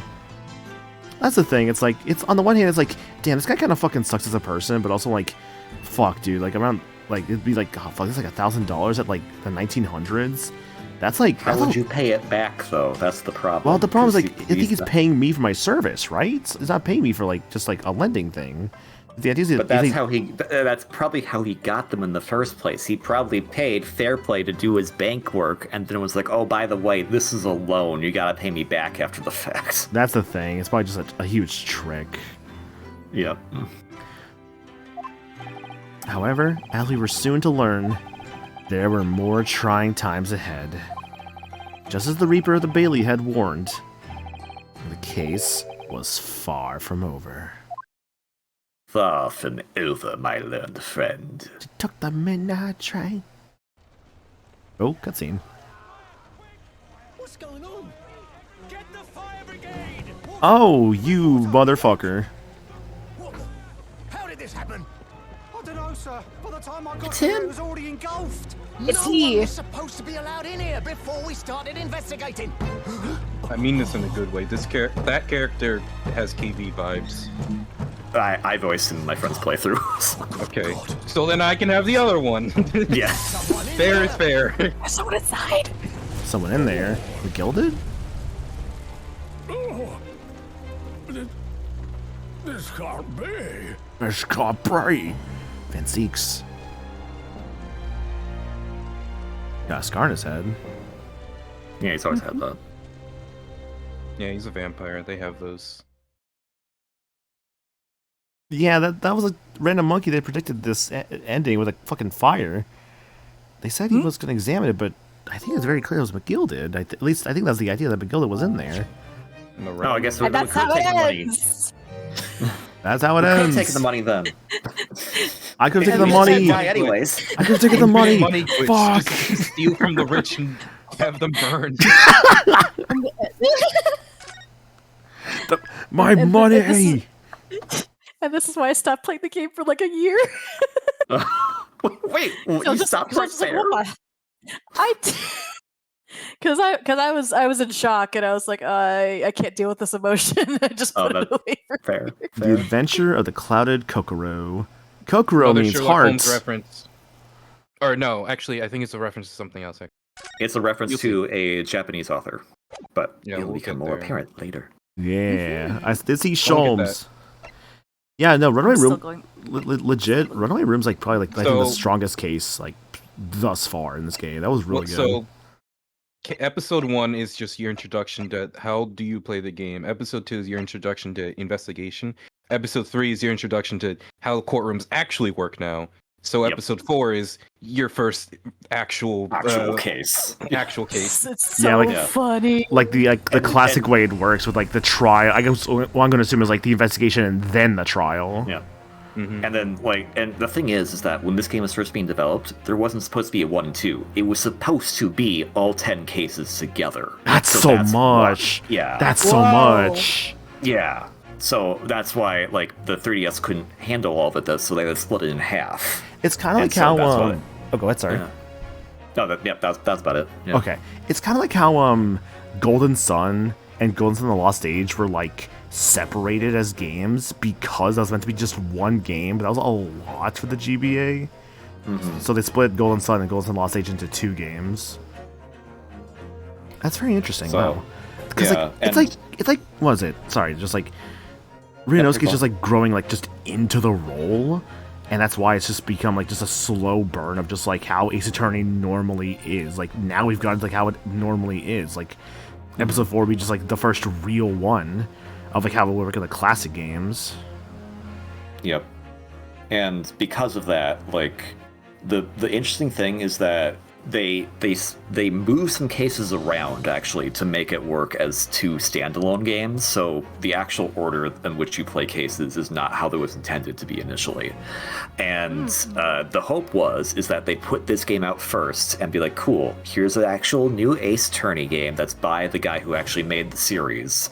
Hopefully that sells well.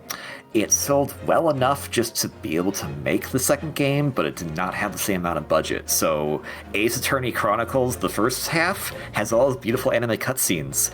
The second game doesn't have that because they didn't have the budget. Oh, so Oh, like no. so was it this is the adventure, the second one is Resolve. Resolve doesn't really have like Yep. so it has just like 0 anime cutscenes, period. Pretty much, yeah.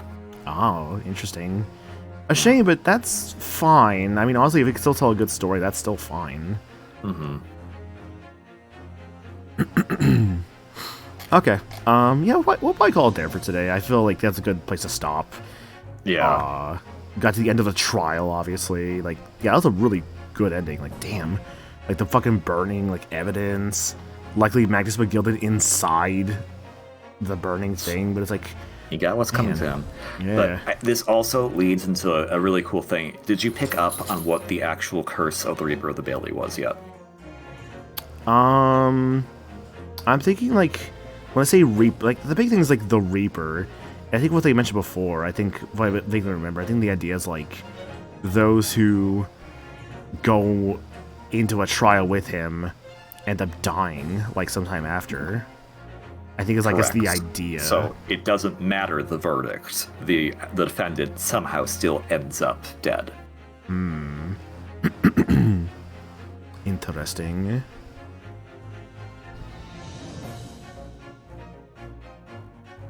Well, yeah. You a verdict.